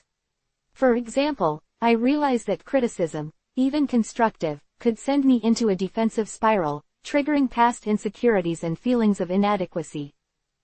This self-reflection was crucial in understanding my emotional landscape. It wasn't a quick fix, it was a continuous process of introspection and self-discovery. I started paying close attention to my bodily sensations, noting the physical manifestations of my emotions, a racing heart, clenched jaw, or shortness of breath. These physical cues became early warning signs, alerting me to my emotional state before it spiraled out of control. Learning to identify these early warning signals allowed me to intervene before my emotions overwhelmed me, preventing impulsive reactions and fostering a more measured response. This was especially crucial in conflict resolution, as it prevented my reactions from escalating disagreements. Developing self-awareness also involved understanding my strengths and weaknesses.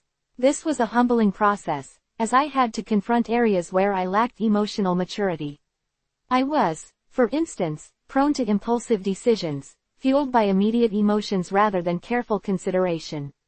Recognizing this allowed me to develop strategies for mitigating this tendency, such as taking a pause before reacting, seeking advice from trusted individuals, and weighing the potential consequences of my actions before making a decision. This wasn't about suppressing my emotions, it was about harnessing their power wisely, channeling them constructively rather than letting them dictate my behavior. Beyond self-awareness, emotional regulation became a critical component of my growth. This involved learning to manage my emotional responses, shifting from reactive to responsive behavior. Techniques like deep breathing exercises, mindfulness meditation, and progressive muscle relaxation proved invaluable. These practices helped me to calm my nervous system, reducing the intensity of my emotions and enabling me to think more clearly and rationally. Deep breathing, in particular, became a go-to technique during moments of heightened emotion. The simple act of focusing on my breath, slowing it down, and feeling the air fill my lungs grounded me, creating a space of calm amidst the emotional storm. Mindfulness meditation played a similar role, teaching me to observe my thoughts and feelings without judgment. Initially, it was challenging, my mind raced, jumping from one thought to another. But through persistent practice, I learned to quiet the noise, to find a space of stillness where I could observe my emotions without being swept away by them. This involved focusing on the present moment, observing my thoughts and feelings without getting carried away by them. This process of detached observation allowed me to gain perspective on my emotions, reducing their power and enabling me to respond more effectively. Progressive muscle relaxation helped me manage the physical tension that often accompanied my emotional distress. This involved systematically tensing and releasing different muscle groups, releasing the physical manifestations of stress and anxiety. This technique was especially helpful before challenging situations, helping to calm my nerves and prepare me for what lay ahead. It was a physical manifestation of emotional regulation, reminding me of the interconnectedness between my mind and body. Emotional intelligence isn't just about managing my own emotions, it's also about understanding and responding to the emotions of others, empathy. This involved developing my listening skills, actively paying attention to both verbal and nonverbal cues, and putting myself in the shoes of others. It meant resisting the urge to interrupt or offer unsolicited advice, allowing individuals to fully express themselves before responding. This wasn't about agreeing with others' perspectives but about understanding and acknowledging their emotions. Empathy helped me build stronger, more meaningful relationships. It allowed me to connect with others on a deeper level, fostering trust and understanding. I learned to communicate with compassion, acknowledging others' feelings and validating their experiences. This approach transformed my interactions, reducing conflict and fostering collaboration.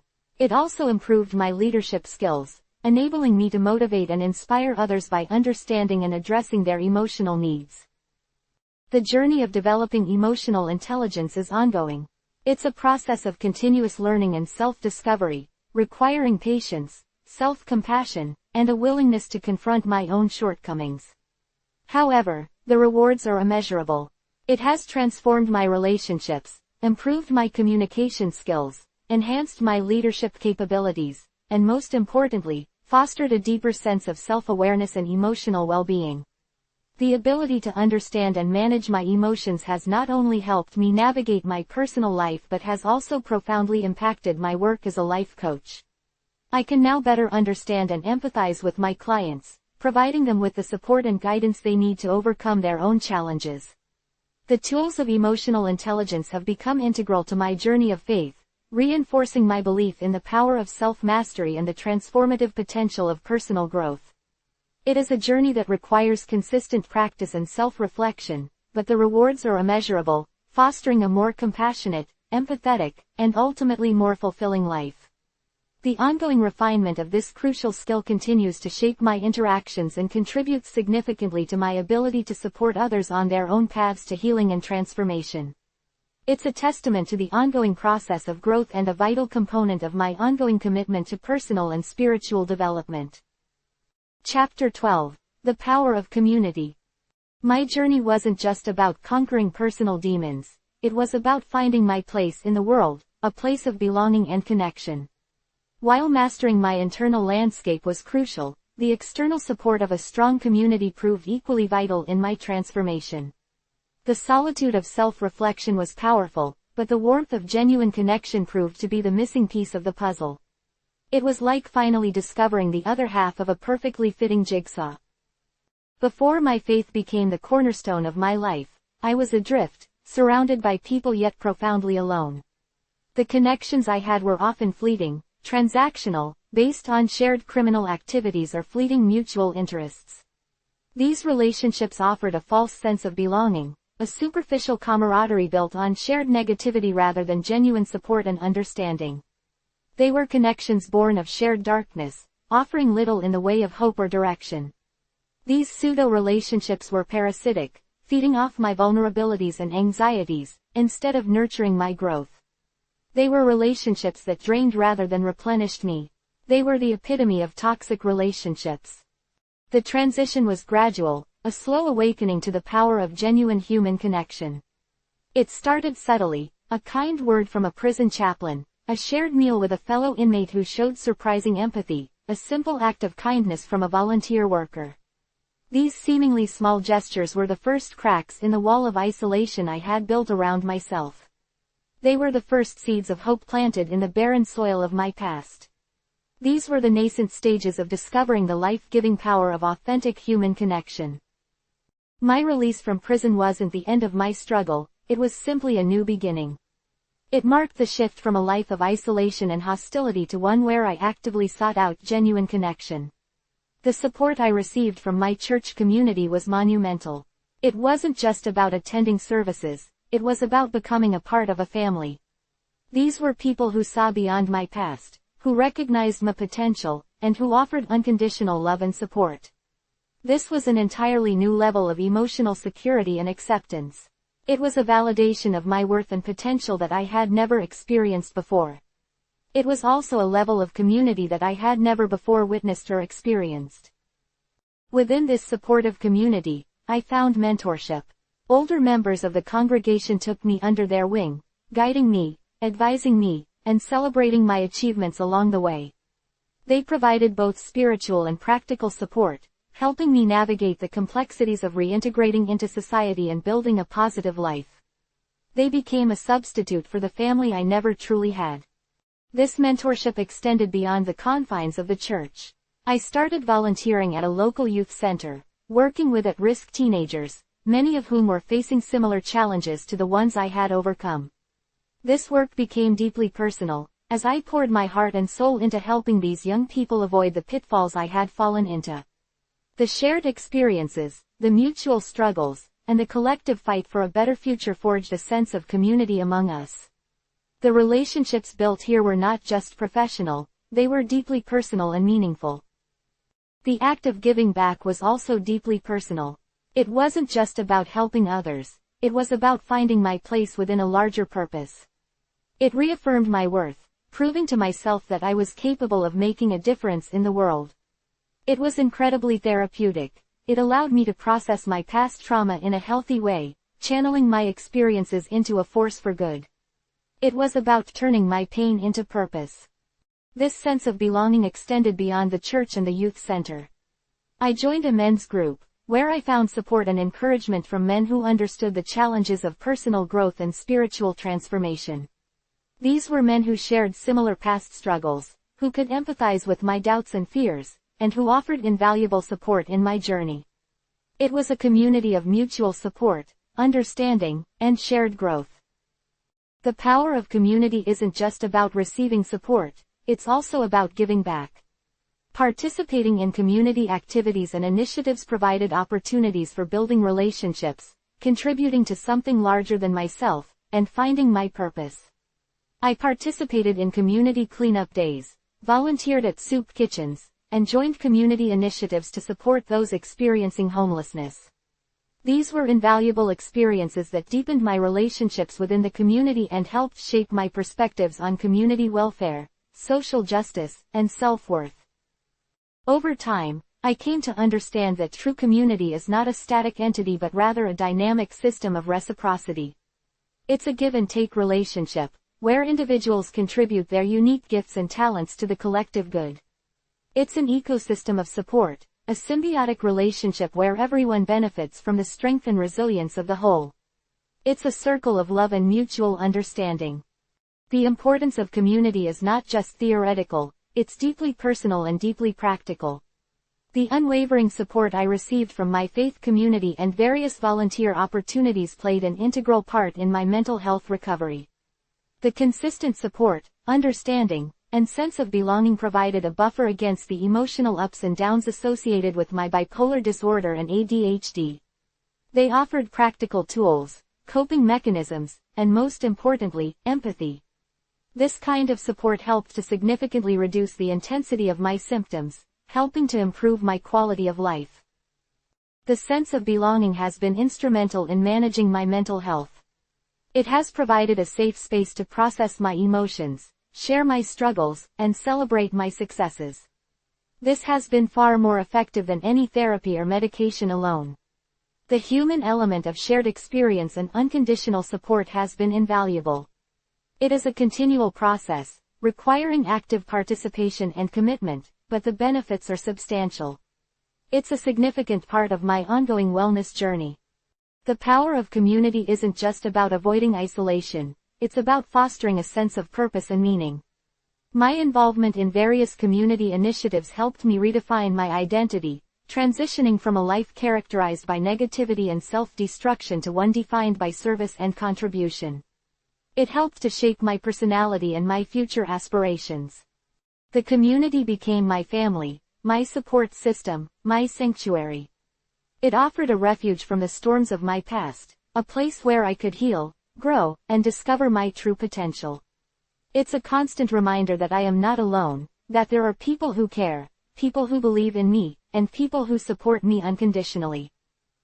Building a strong community takes time, effort, and commitment. It requires vulnerability, trust, and a willingness to engage with others on a deep level.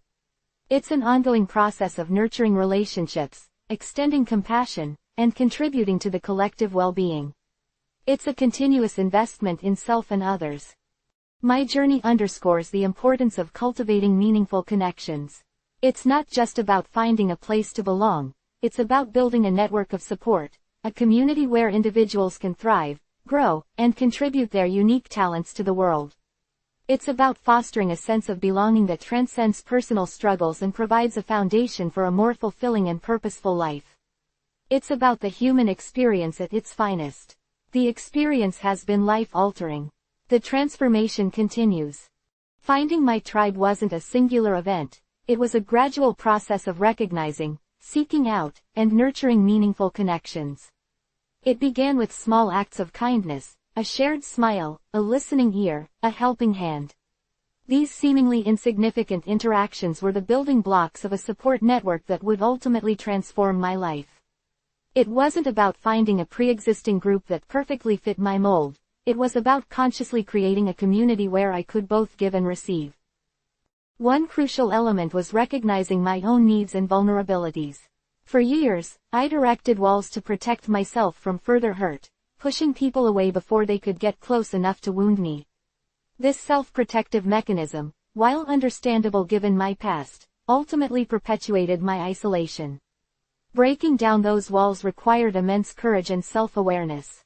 It meant acknowledging my past traumas and their lasting impact without allowing them to define my present or future. This self-reflection led me to identify the types of relationships I craved: supportive, non-judgmental, and mutually beneficial. I realized that the superficial connections I'd previously valued were hollow substitutes for genuine intimacy. My past relationships, built on shared negativity or transactional exchanges, offered temporary comfort but ultimately left me emptier than before. I had to actively seek out relationships that nurtured my growth and fostered a sense of belonging. My newfound faith played a pivotal role in this transformation. The church community wasn't just a place of worship, it became my family. This wasn't a passive involvement. I actively participated in various groups, from Bible studies to community outreach programs. These groups provided more than just spiritual guidance. They offered a consistent source of emotional support, a sense of belonging, and opportunities to build meaningful relationships. The shared faith provided a common ground, a foundation of shared values and beliefs that transcended personal differences. This common ground was more than just religious, it offered a sense of common humanity. Within the church, I found mentors, individuals who saw beyond my past, recognizing the potential and guiding me towards a positive future. They were patient, understanding, and offered invaluable guidance, both spiritual and practical. These mentors weren't simply advising me, they were investing in my future, offering their time, experience, and unconditional support. They also served as role models, demonstrating the power of faith in action, showing how to turn challenges into opportunities, and how to transform pain into purpose. This sense of community expanded beyond the church walls. I actively sought out other groups and activities that aligned with my interests and values. I joined a men's support group where I could share my struggles openly and honestly, without fear of judgment. This provided a safe space to process my emotions, learn from others' experiences, and offer support in return. It was a constant reminder that my struggles were not unique and that there were others who understood. We became a network of mutual support, helping each other navigate the complexities of life. Another crucial aspect was volunteering. Helping others, giving back to my community, proved to be incredibly therapeutic. The act of service shifted my focus from my own problems to the needs of others, creating a sense of purpose and meaning. It provided a framework for making a difference, and it was far more rewarding than any self-focused activity.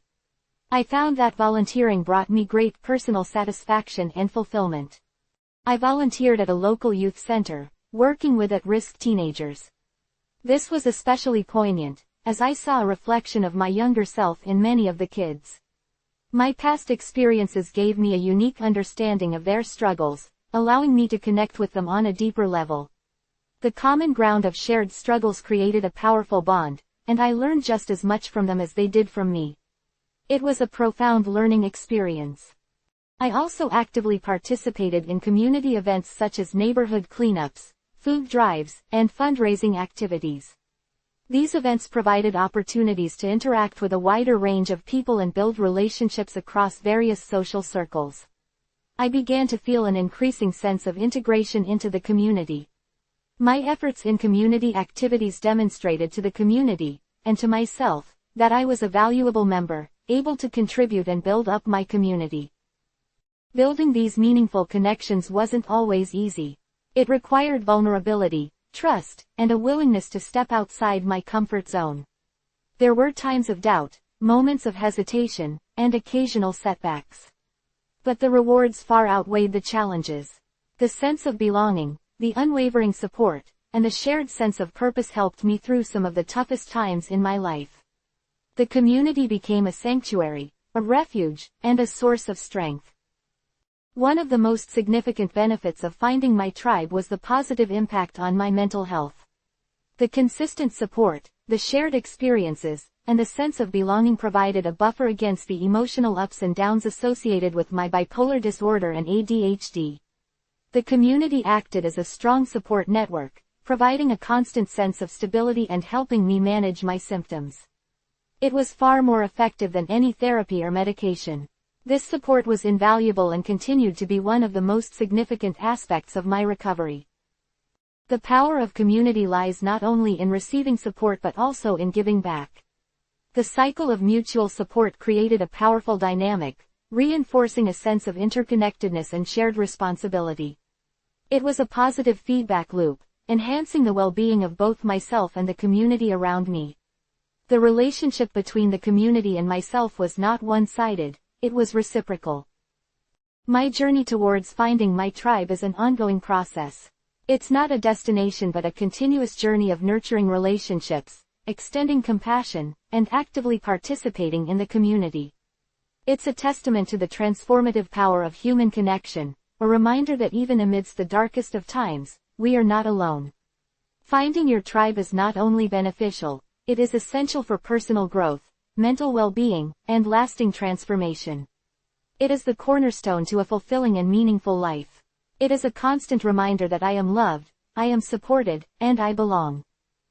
Giving back wasn't simply an act of altruism, it was a deeply personal journey of healing and transformation.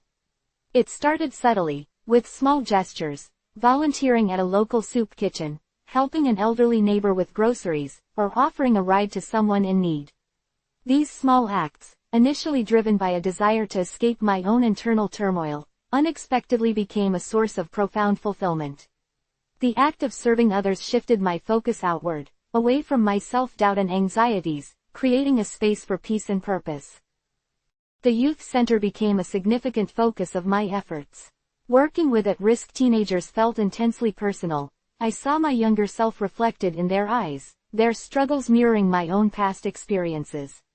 I wasn't just a volunteer, I was a mentor, a confidant, a role model. I shared my story openly and honestly, not to evoke pity, but to demonstrate the power of resilience and the possibility of redemption. These young people, many of whom had experienced trauma and instability similar to mine, found solace and hope in my journey. Sharing my story wasn't just about giving back, it was about creating a space for shared vulnerability and mutual healing. I remember one particular teenager, let's call him Michael. Michael was withdrawn, angry, and deeply distrustful of adults. He'd been in and out of the juvenile justice system, grappling with issues of abandonment and abuse. Our initial interactions were strained, marked by silence and suspicion. But as weeks turned into months, a bond began to form.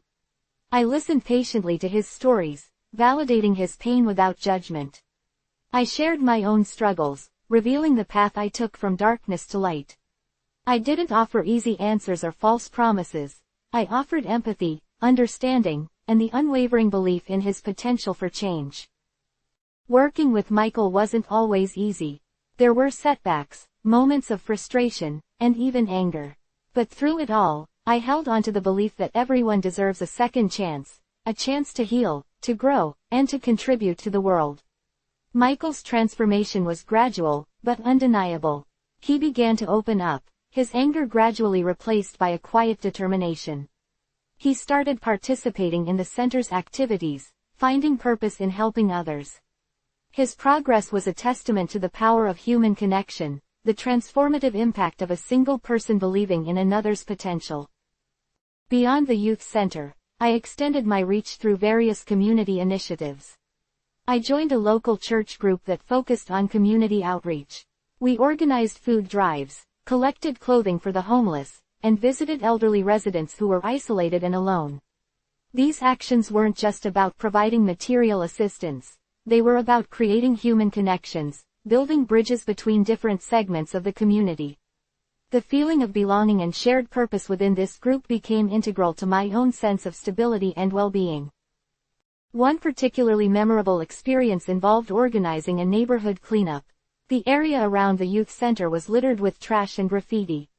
We gathered a group of volunteers, including some of the teenagers from the center. Armed with trash bags, gloves, and paint, we transformed the neighborhood. The experience was far more profound than simply cleaning up the physical space. It created a sense of shared ownership and community pride. The teenagers, empowered by their contribution, discovered a newfound sense of agency and purpose. They weren't just recipients of help, they were active participants in the revitalization of their community. The positive feedback loop of giving back became undeniable.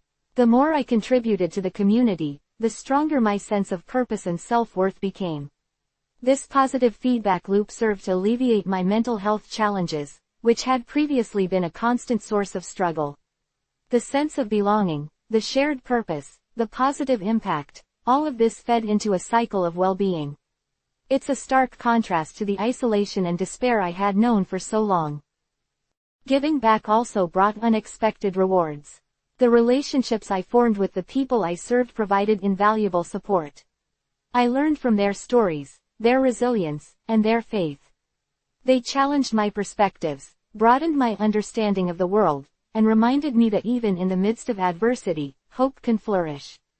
These were relationships born not from shared adversity, but from shared purpose and a common desire to make a difference. It was a profound testament to the interconnectedness of humanity. The community became my teacher. I was a student, learning empathy, patience, resilience and the inherent goodness within the human spirit. My journey of giving back extended beyond tangible actions. I began sharing my story through writing and speaking engagements. I hoped to inspire others who were struggling, to show them that even the darkest of nights can give way to the dawn. My vulnerability became my strength, a testament to the transformative power of faith and community. This wasn't simply about recounting my past, it was about using my experiences to empower others.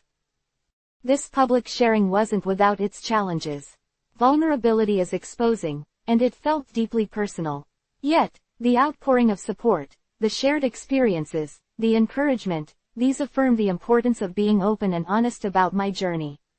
It showed others that they weren't alone in their struggles, that their experiences had validity, and that healing was possible.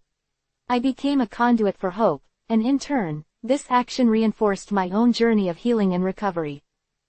As I continued giving back, I discovered a deeper understanding of faith. It wasn't just about attending church services or reciting prayers. It was about living out my faith in action, demonstrating compassion, and serving others with humility. This experiential understanding of faith deepened my spirituality and became a powerful source of strength and guidance. The faith community, which I had leaned on throughout my personal journey, became the engine of my community involvement. The power of community isn't just about numbers, it's about quality connections and shared purpose. It's about building relationships based on trust, mutual respect, and a shared commitment to making a positive impact. It's a tapestry woven from individual threads of hope, resilience, and compassion. The strength and the ability to give back to the community isn't inherent, it is cultivated and fostered through time, effort and commitment. My journey is ongoing, Giving back isn't a destination but a continuous process of learning, growing, and serving others. It's a reflection of my faith, my gratitude, and my unwavering belief in the transformative power of human connection. It's not just about helping others, it's about healing myself and creating a world where everyone feels a sense of belonging, purpose, and hope. It's a ripple effect, starting with small actions, growing into larger impacts, and creating a wave of positive change within my community and far beyond. The most rewarding aspect is witnessing the ripple effect of my actions, seeing how small gestures of kindness can create profound changes in the lives of others, inspiring them to, in turn, give back and pay it forward. This cycle of giving and receiving forms the bedrock of a thriving and supportive community. This is the legacy I hope to leave behind. Building bridges wasn't just about physical structures, it was about dismantling the walls of prejudice, misunderstanding, and fear that separated different segments of society. My work with the Youth Center, while intensely rewarding, highlighted the deep-seated divisions within our community. Many of the teenagers I worked with came from backgrounds marked by poverty, neglect, and systemic inequalities. Their experiences were vastly different from those of the more affluent families in the surrounding neighborhoods. This disparity created a chasm of mistrust and resentment, a stark reminder that true community building requires addressing these underlying social issues. One of my early initiatives focused on bridging this gap through intergenerational programs. We organized events that brought together teenagers from the youth center with senior citizens from a nearby retirement community. Initially, the interaction was hesitant, almost awkward.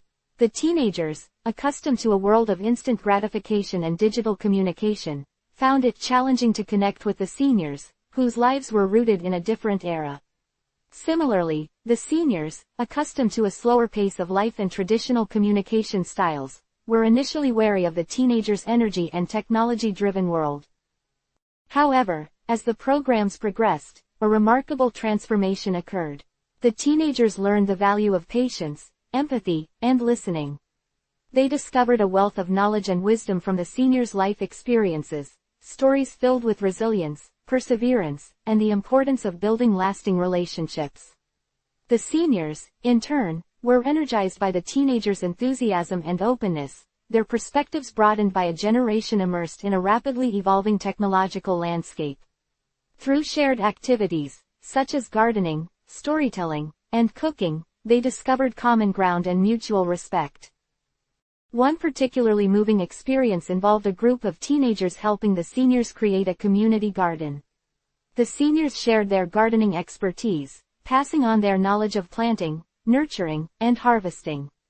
The teenagers, initially reluctant to engage in such old-fashioned work, found immense satisfaction in the process. They learned about patience, nurturing, and the rewards of hard work, concepts often absent in their daily lives. The garden itself became a symbol of unity, a shared space where different generations could connect, collaborate, and cultivate not only plants but also relationships. The vibrant colors of the flowers, the aroma of fresh herbs, and the taste of homegrown vegetables fostered a sense of shared accomplishment and community pride. It was a small project, but its impact was profound, showing the potential of collaborative efforts to transcend differences. Another initiative focused on addressing racial divides within the community.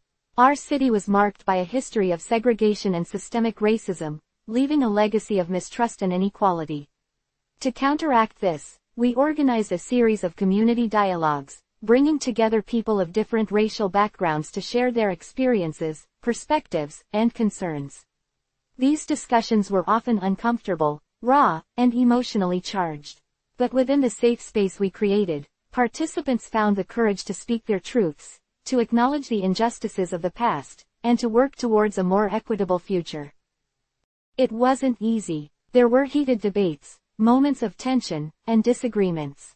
But through respectful dialogue, active listening, and a shared commitment to understanding, we gradually built bridges of empathy and trust. Participants began to see each other not as adversaries, but as individuals with shared humanity. They discovered common ground in their hopes, fears, and dreams for a better future. The conversations weren't about erasing differences, They were about embracing diversity and fostering appreciation for different perspectives. The discussions transformed into platforms for mutual understanding and respect, laying the groundwork for a more united and inclusive community. We learned that building bridges across racial divides necessitates honest dialogue, a willingness to listen, and a commitment to action. These community dialogues were augmented by initiatives that promoted cultural exchange and understanding. We organized festivals celebrating the diverse cultures within our city. The festivals became vibrant expressions of unity, showcasing the richness and diversity of our community. Music, dance, food, and art from different cultures provided a platform for sharing traditions, customs, and perspectives. These events not only fostered appreciation for cultural diversity but also highlighted the shared values and common goals that united us as a community. The energy and enthusiasm generated were palpable. They emphasized our shared humanity, diminishing the impact of our differences. Beyond these large-scale initiatives, the everyday interactions also played a crucial role in building bridges.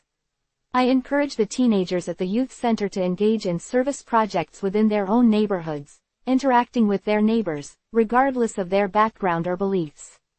These small acts of kindness, such as helping an elderly neighbor with yard work, assisting with grocery shopping, or simply offering a friendly conversation, created connections and fostered a sense of belonging. It was a testament to the power of interpersonal interactions in bridging divisions. It was a reminder that community building starts in our individual interactions.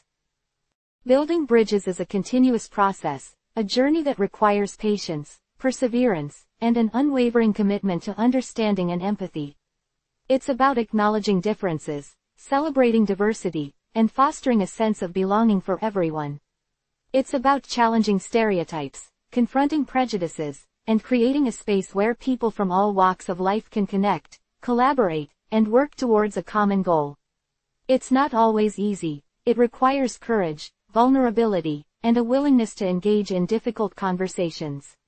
Yet the rewards are immeasurable. A united community is a resilient community, a community empowered to overcome challenges and achieve its full potential. My journey of building bridges has been deeply personal. It has challenged my own biases, expanded my understanding of the world, and deepened my faith in the power of human connection. The process has been a testament to the transformative power of community, a reminder that when we reach out to others with empathy and compassion, we not only build bridges between different groups but also strengthen the bonds within our own hearts. The lessons learned from this journey have forever reshaped my understanding of community, leading me to recognize the importance of consistent, deliberate effort in promoting mutual understanding. I learned that building bridges requires more than just good intentions. It necessitates concrete actions, consistent efforts, and a long-term commitment. It's not a one-time event but a continuous process of learning, growing, and adapting. It requires patience, perseverance, and the willingness to overcome obstacles and setbacks. There will be challenges, moments of doubt, and even setbacks. However, the ultimate reward, a more unified, compassionate, and resilient community, is worth the effort. The impact is a deeply fulfilling feeling that transcends personal gain. The satisfaction comes from knowing that I've contributed to creating a more just and equitable world for everyone. The success of these initiatives wasn't solely measured by tangible outcomes, but also by the intangible changes in attitudes and perspectives. The community dialogues, for example, resulted not only in concrete actions but also in a shift in the way people perceived each other. The prejudice and stereotypes that once separated different groups began to fade, replaced by a growing sense of understanding and empathy. The ripple effect extended beyond the immediate participants, influencing the attitudes and behaviors of others in the community. This process of transformation underscores the importance of sustained engagement and the crucial role of sustained dialogue in fostering lasting change. The long-term goal is not simply achieving a single project but cultivating a culture of understanding, compassion and mutual respect. The experiences of building bridges have profoundly impacted my own life. The relationships forged during these initiatives have enriched my life in ways I never anticipated. I've learned from the experiences of others, grown in my own understanding of the world, and developed a deeper sense of empathy and compassion. The shared journeys have strengthened my faith, reminding me of the inherent goodness within the human spirit. The connections made have formed a powerful support network, enriching my own well-being and adding depth to my personal life. These interpersonal connections have fostered resilience and fostered a sense of community and belonging, highlighting the significant role community plays in overall mental and emotional well-being. This network is a constant source of encouragement, inspiring continuous growth and reinforcing the belief in the transformative power of human connection. My journey of building bridges is ongoing. It's a continuous process of learning, growing, and serving others. It's a reflection of my commitment to creating a more just, equitable, and compassionate world. It's a testament to the transformative power of community, a reminder that even small acts of kindness can have a profound impact on the lives of others and reshape the fabric of society. The ultimate measure of success is not the size of the projects, but the depth and quality of the connections created and the lasting impact on the lives of individuals within the community. Building bridges is not simply about fixing broken systems, but about fostering a sense of belonging and mutual respect that is at the heart of a truly thriving community. It's an ongoing process that extends beyond individual initiatives, impacting generations to come. Creating a sense of belonging wasn't simply about finding a place to fit in. It was about actively cultivating a space where everyone felt seen, valued, and accepted for who they were. My own journey had been a relentless search for this very feeling, a yearning for connection that stemmed from the fractured and unstable environment of my childhood. The absence of belonging had been a constant companion, a gnawing emptiness that fueled my rebellious behavior and destructive choices. Finding God wasn't just about spiritual salvation, it was about discovering a profound sense of belonging, a community that embraced my flaws and celebrated my strengths. This understanding profoundly altered my perspective on community building, transforming it from a mere social project into a deeply personal mission. This newfound understanding led me to develop initiatives specifically designed to foster a sense of belonging among the young people I worked with. One particularly effective approach involved creating safe spaces where vulnerable youth could express their feelings without judgment. We established regular support groups, facilitated by trained professionals and peer mentors, where teenagers could share their experiences, concerns, and challenges in a confidential and supportive environment. These sessions weren't therapy sessions per se, but rather opportunities for shared vulnerability, creating a powerful sense of connection among participants. The shared struggles, the understanding nods, the simple act of being heard, these were powerful tools in combating the isolation and loneliness that many of these young people experienced. Initially, reluctance was common. Opening up about personal struggles, especially in a group setting, requires courage. Trust needed to be built, a safe space established where vulnerability wasn't equated with weakness. We addressed this by implementing clear guidelines regarding confidentiality and respect. We emphasized the importance of active listening, empathy, and non-judgmental support. We also incorporated icebreaker activities and trust-building exercises to foster a sense of connection and camaraderie among participants. The impact was transformative. As trust grew, so did the depth of sharing and the strength of the bonds formed.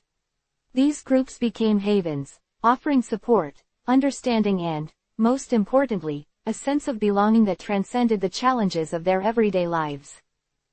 Building upon the success of the support groups, we initiated mentorship programs that paired older, more stable youth with younger individuals who needed guidance. These mentors provided role models, offering advice, support, and a sense of stability. The mentoring relationships weren't just about providing practical assistance, they were about fostering connection, building bridges of trust, and creating a supportive network within the community.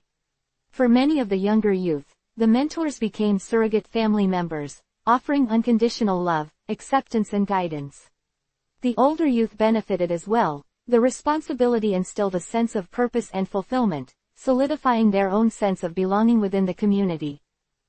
We also integrated creative arts therapies into our programs, recognizing the powerful role of artistic expression in fostering self-discovery and community building.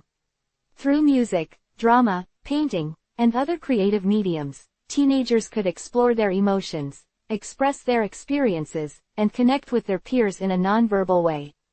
These sessions were designed to encourage self-expression, promote emotional healing, and build a sense of collective identity. The creativity encouraged collaboration, leading to group projects and performances that further strengthened the bonds between the participants. The shared artistic endeavors generated a sense of accomplishment and pride, enhancing their self-esteem and strengthening their sense of belonging. Beyond specific programs, fostering a sense of belonging required a fundamental shift in mindset within the community. This meant challenging the underlying social structures that often marginalized and excluded vulnerable youth. We actively worked to create inclusive environments where all teenagers felt welcome, respected, and valued, irrespective of their background, abilities, or beliefs. This entailed engaging with local businesses and community organizations to create opportunities for volunteer work, internships, and mentorship programs. We ensured that these opportunities weren't just token gestures but genuinely inclusive spaces where everyone had a chance to contribute and thrive. We worked to dismantle stereotypes and prejudices through education and awareness programs. We organized workshops and presentations that challenged misconceptions about vulnerable youth, highlighting their strengths, talents, and potential. We emphasized the importance of celebrating diversity and recognizing the unique contributions of every individual. This involved presenting the achievements of the youth, both within the program and beyond, to demonstrate their capabilities and break down preconceived notions. The more the community saw their accomplishments, the stronger the sense of belonging, and the deeper the community support. Furthermore, the role of faith played an instrumental part in cultivating a sense of belonging. We established a faith-based support group, where teenagers could explore their spiritual beliefs in a safe and supportive environment. This wasn't about imposing religious beliefs, but about providing a space for spiritual exploration, offering solace, hope, and a sense of connection to something larger than themselves. The shared faith fostered camaraderie and mutual support. The religious aspect provided a common ground, fostering unity and strengthening the bonds of friendship. Creating a sense of belonging was an ongoing, evolving process. It required consistent effort, sustained engagement, and a commitment to fostering inclusive, equitable environments. It was more than just providing services. It was about building relationships, fostering trust, and empowering young people to reach their full potential. The success of our initiatives wasn't solely measured by the number of participants or the programs implemented, but by the transformative impact on the lives of individuals and the overall strengthening of community bonds. The collective sense of belonging enriched not only the lives of the young people but also the broader community, enriching all involved in the effort. The journey of creating a sense of belonging wasn't just about fixing problems. It was about creating a world where every individual felt valued, respected, and deeply connected to something greater than themselves. This journey was, and continues to be, a testament to the power of community, the transformative potential of human connection, and the unwavering belief in the inherent worth of every individual. My own transformation, from a troubled youth to a faith-based life coach, stands as a living example of the profound impact of belonging, a testament to the redemptive power of community and the enduring strength of the human spirit.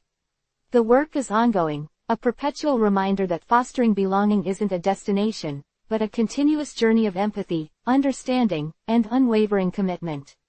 It's a journey fueled by faith, hope, and the unshakable belief that every individual deserves to find their place, to feel valued, and to experience the transformative power of true belonging. Chapter 13. Forgiveness and Reconciliation. Forgiving myself. That was a monumental task. Years of self-loathing, fueled by a relentless cycle of bad decisions and the weight of a past I desperately wanted to escape, had built an impenetrable wall around my heart. How could I possibly forgive myself for the pain I'd caused others, for the opportunities I'd squandered, for the person I'd been? The answer, surprisingly, wasn't a single epiphany but a gradual process, a slow chipping away at that wall, one brick at a time. It started with acknowledging the hurt, the shame, the regret. I didn't try to minimize or justify my actions. Instead, I confronted them head-on, writing them down, pouring them out in prayer, and allowing myself to feel the full weight of my past. This wasn't a comfortable process. It involved facing some very dark parts of myself, parts I'd carefully buried beneath layers of denial and self-deception. I remember vividly one particular session with my therapist. We were discussing a specific incident from my past, a moment of reckless anger that had resulted in serious consequences for someone else. The shame was almost unbearable. The memory, raw and visceral, brought tears to my eyes. But within that pain, something shifted. I began to understand that my anger wasn't an inherent part of who I was. It was a symptom of deeper issues, unresolved trauma, untreated mental illness, a desperate cry for help that had manifested in destructive ways. This realization was critical. It separated the me of the past, the young man consumed by anger and self-destruction, from the me of the present, the man striving for redemption and healing. I began to see my past self with compassion, understanding that he was a product of his circumstances, a young man desperately in need of love, guidance, and the support he'd never received. This wasn't an excuse for my behavior, it was an explanation. And that explanation, that understanding, was the first step towards forgiveness. The process was further aided by my growing faith.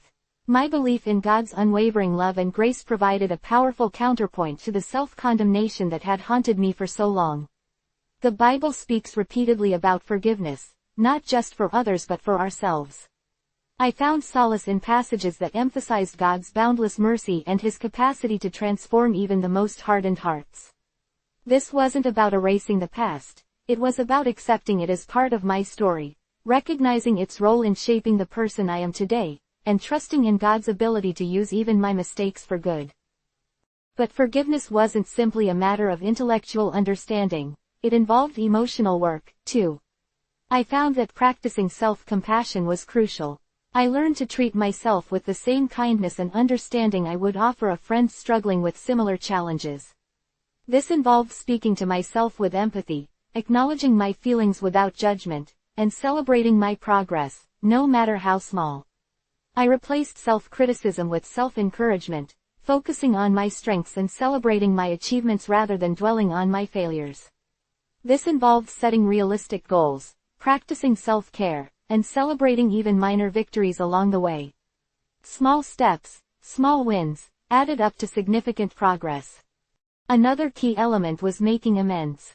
Where possible, I reached out to those I had hurt, expressing my sincere remorse and asking for their forgiveness. This wasn't always easy. Some people were receptive, others were not. But the act of reaching out, of taking responsibility for my actions, was essential to my own healing process.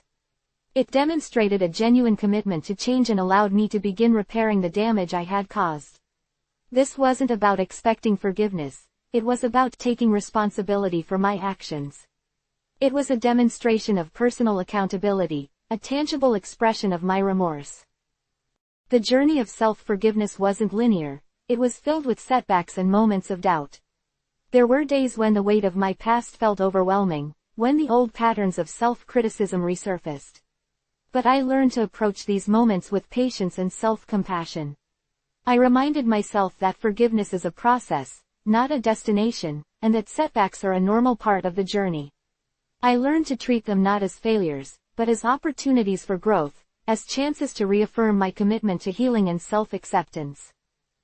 Alongside these personal strategies, I sought professional help. Therapy played a crucial role in my journey, providing a safe space to explore my past traumas, process my emotions, and develop healthy coping mechanisms. My therapist helped me identify the root causes of my destructive behavior, challenged my negative self-talk, and guided me in developing healthier patterns of thinking and acting. Therapy was also vital in addressing the underlying mental health conditions that had contributed to my struggles, providing the tools and support I needed to manage my bipolar disorder and ADHD. This professional guidance significantly accelerated my progress, providing an external perspective and the tools needed for sustainable positive change. The process of self-forgiveness also involved developing healthier relationships. Surrounding myself with supportive and positive people was crucial to my recovery. These relationships provided a sense of belonging, a network of support that helped me stay on track during difficult times. This supportive environment helped counter the negative self-talk and self-destructive tendencies that had characterized my past. These relationships provided accountability, encouragement, and a constant reminder of my worth. Furthermore, focusing on my spiritual life became increasingly crucial. Prayer, meditation, and regular church attendance helped me cultivate a sense of peace and connection to something larger than myself. My faith provided a framework for understanding my past, accepting my imperfections, and embracing hope for the future. This spiritual foundation helped me develop a sense of purpose, direction, and unwavering belief in my potential for redemption. This wasn't about escaping responsibility, it was about anchoring myself in something larger and more enduring. Ultimately, forgiving myself wasn't about forgetting or condoning my past actions.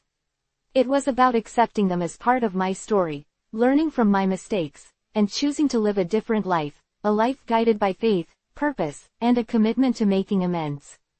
It was about releasing the burden of self-condemnation and embracing the possibility of a future filled with hope, healing, and lasting transformation. The process was long, arduous, and often painful, but the reward, the freedom, the peace, the ability to move forward with genuine self-acceptance, made every step of the journey worthwhile. It's a journey I continue to walk, a constant reminder that self-forgiveness is an ongoing process, a testament to the resilience of the human spirit, and a powerful example of the transformative power of faith. And it's a journey I wholeheartedly encourage others to embark on, for the rewards far outweigh the challenges. The freedom found in self-forgiveness is unparalleled and truly liberates one to live a more authentic and fulfilling life. Forgiving others. The very phrase felt like a betrayal of myself, a surrender to the injustice I had endured. How could I possibly let go of the anger, the bitterness, the searing pain inflicted by those who had wronged me? For years, I'd carried these burdens, heavy stones weighing down my soul, poisoning my heart, preventing me from truly moving forward. My past was a tapestry woven with threads of betrayal, abandonment, and violence. The cruel acts of others were deeply embedded in the fabric of my being. To forgive felt like condoning those actions, like diminishing the pain I'd suffered. It felt like weakness, a surrender to those who had inflicted harm.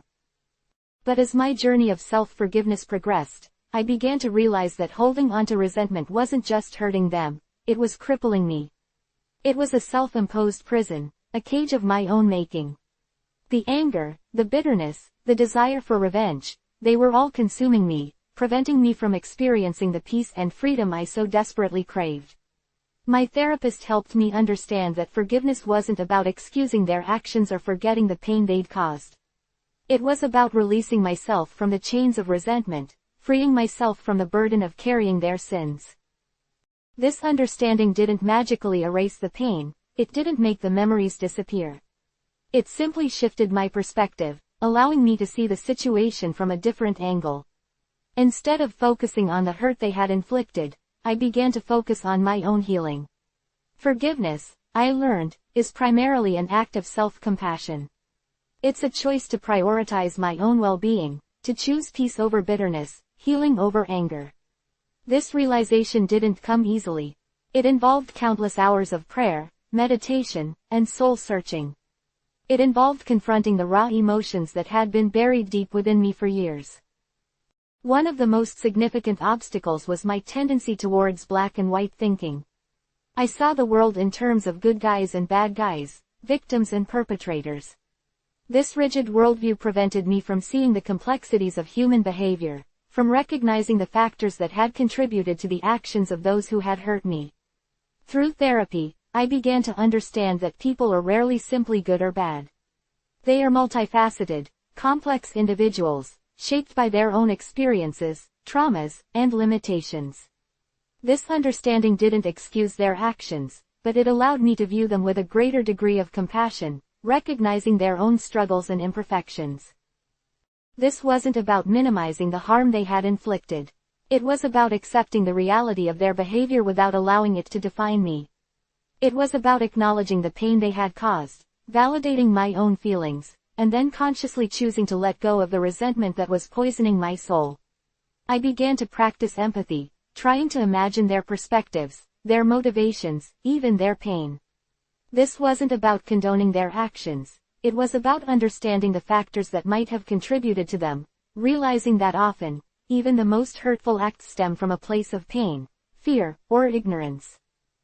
The process was far from instantaneous. There were days, weeks, even months when the bitterness resurfaced, when the anger threatened to consume me again. But I learned to treat these moments as opportunities for growth, as chances to reaffirm my commitment to forgiveness. I reminded myself that forgiveness is a process, a journey, not a destination. It's a continuous choice, a daily practice, a constant reaffirmation of my commitment to my own well-being. It was about consistently choosing to replace anger with compassion, bitterness with understanding, resentment with peace. A pivotal moment in my journey came when I was able to write a letter to one of the people who had inflicted the most pain upon me. I didn't send the letter. It was a cathartic exercise, a way to process my emotions, to articulate the hurt and anger I had carried for so long. In writing the letter, I found myself expressing not only my pain but also a degree of understanding. I acknowledged the pain in their own lives, the factors that had shaped their behavior, the possibility that they too had been victims in their own right. This wasn't about excusing their actions, but about understanding them in a way that allowed me to let go of the overwhelming resentment. Alongside this personal work, I found solace and strength in my faith. The Bible frequently speaks of forgiveness, both giving and receiving. The concept of God's boundless mercy and unconditional love provided a powerful framework for understanding and practicing forgiveness. I learned that forgiveness isn't something I do for them, it's something I do for myself. It's an act of liberation, releasing myself from the prison of anger and bitterness, allowing myself to experience the peace and freedom that comes with letting go. This journey also involved seeking professional help. My therapist provided me with the tools and strategies to process my emotions, develop healthy coping mechanisms, and overcome the obstacles that stood in the way of forgiveness. Therapy helped me unpack the complex emotions associated with the trauma I'd experienced, providing a safe space to explore the depth of my pain and learn to manage my responses to it. They helped me understand the difference between forgiveness and reconciliation. Forgiveness is an internal process, a choice I make to release the burden of resentment. Reconciliation, on the other hand, is an external process, an attempt to repair the damaged relationship. They helped me understand that reconciliation isn't always possible, that some relationships may be beyond repair. But forgiveness is always possible. Another vital aspect of my healing journey was building healthy relationships. Surrounding myself with supportive and understanding individuals helped create a nurturing environment, counteracting the negativity and bitterness that had been so prevalent in my life. These supportive relationships provided a sense of belonging, a network of encouragement that helped me navigate the challenges and setbacks inherent in the forgiveness process. These people provided a safe space to express my feelings without judgment, offering unwavering support and understanding during times of emotional turmoil. Ultimately, forgiving others wasn't about forgetting what happened or minimizing the harm that was inflicted. It was about choosing to release the anger, the bitterness, the resentment that was poisoning my soul. It was about choosing peace over anger, healing over bitterness, freedom over captivity. It was about acknowledging the pain, validating my own feelings, and then consciously deciding to let go of the burden I had carried for so long. It was about reclaiming my power, my peace, and my life. It was a journey of transformation, a testament to the resilience of the human spirit, and a testament to the transformative power of faith. And it's a journey I continue to walk, a daily reminder of the ongoing process of self-discovery, self-compassion, and ultimately, self-acceptance. Reconciling with the past wasn't simply about forgiving others, it was about forging a peace within myself, a peace that transcended the hurts and injustices I had endured. It involved confronting the ghosts of my past, the shadows that had haunted me for so long, and acknowledging their impact on the man I had become. This wasn't a passive process. It demanded active engagement, a willingness to delve into the darkest corners of my memory and unearth the buried emotions that lay festering there. One of the most significant steps in this process involved confronting the trauma of my childhood. Growing up in a volatile and unstable environment had left deep scars, shaping my perceptions of the world and my relationships with others. The neglect, the instability, the constant fear, these were not merely memories. they were wounds that continued to bleed, impacting my self-esteem, my trust in others, and my ability to form healthy relationships. To reconcile with the past, I had to confront these wounds, acknowledge their depth and severity, and begin the long process of healing. This meant seeking professional help. Therapy became an invaluable tool in my journey, providing a safe space to explore the complexities of my past, to unpack the emotions that had been suppressed for so long. My therapist helped me understand the connection between my childhood experiences and my present-day struggles, helping me recognize patterns of behavior and thought that stemmed from unresolved trauma. Through carefully guided sessions, I began to unpack the layers of emotional baggage that I had been carrying, processing the pain, the anger, the fear, and the sense of abandonment that had been etched into my being. Cognitive behavioral therapy, CBT, played a particularly crucial role. It helped me identify and challenge negative thought patterns and beliefs that stemmed from my past experiences. For years, I had internalized a narrative of self-blame and inadequacy, believing that I was somehow responsible for the chaos and instability of my childhood. CBT helped me reframe these narratives, challenging the negative self-talk and replacing it with more realistic and compassionate self-assessments. It empowered me to take ownership of my life and my choices, without being burdened by the weight of past mistakes or regrets. Alongside therapy, journaling became an essential tool for self-reflection and emotional processing. I poured my heart out onto the pages of my journal, exploring the complexities of my emotions, confronting the pain, and wrestling with the difficult questions that arose from my past experiences. Writing became a way to externalize my internal struggles, to give voice to the emotions that had long been suppressed. Through the process of writing, I began to make sense of my experiences, finding patterns and insights that I hadn't noticed before. Another important element of my reconciliation was addressing the impact of my past on my relationships. The trauma I had experienced had profoundly affected my ability to trust others and form healthy relationships. I had developed defense mechanisms, erecting emotional walls to protect myself from further hurt. But these walls also prevented me from experiencing the intimacy and connection I craved. Reconciling with my past meant acknowledging the impact of my trauma on my relationships and actively working to overcome these challenges. It meant learning to trust again, to be vulnerable, and to build healthy, supportive relationships that nourished my soul. This required courage, patience, and a willingness to risk being hurt again, but the rewards far outweighed the risks. My faith journey played a significant part in this process. The unwavering love and acceptance I found in my faith provided a solid foundation for self-acceptance and forgiveness. The concept of grace, the undeserved love and forgiveness of God, became a powerful antidote to the self-condemnation and guilt I had carried for so long. It allowed me to see myself not as defined by my past mistakes, but as someone loved and cherished in spite of them.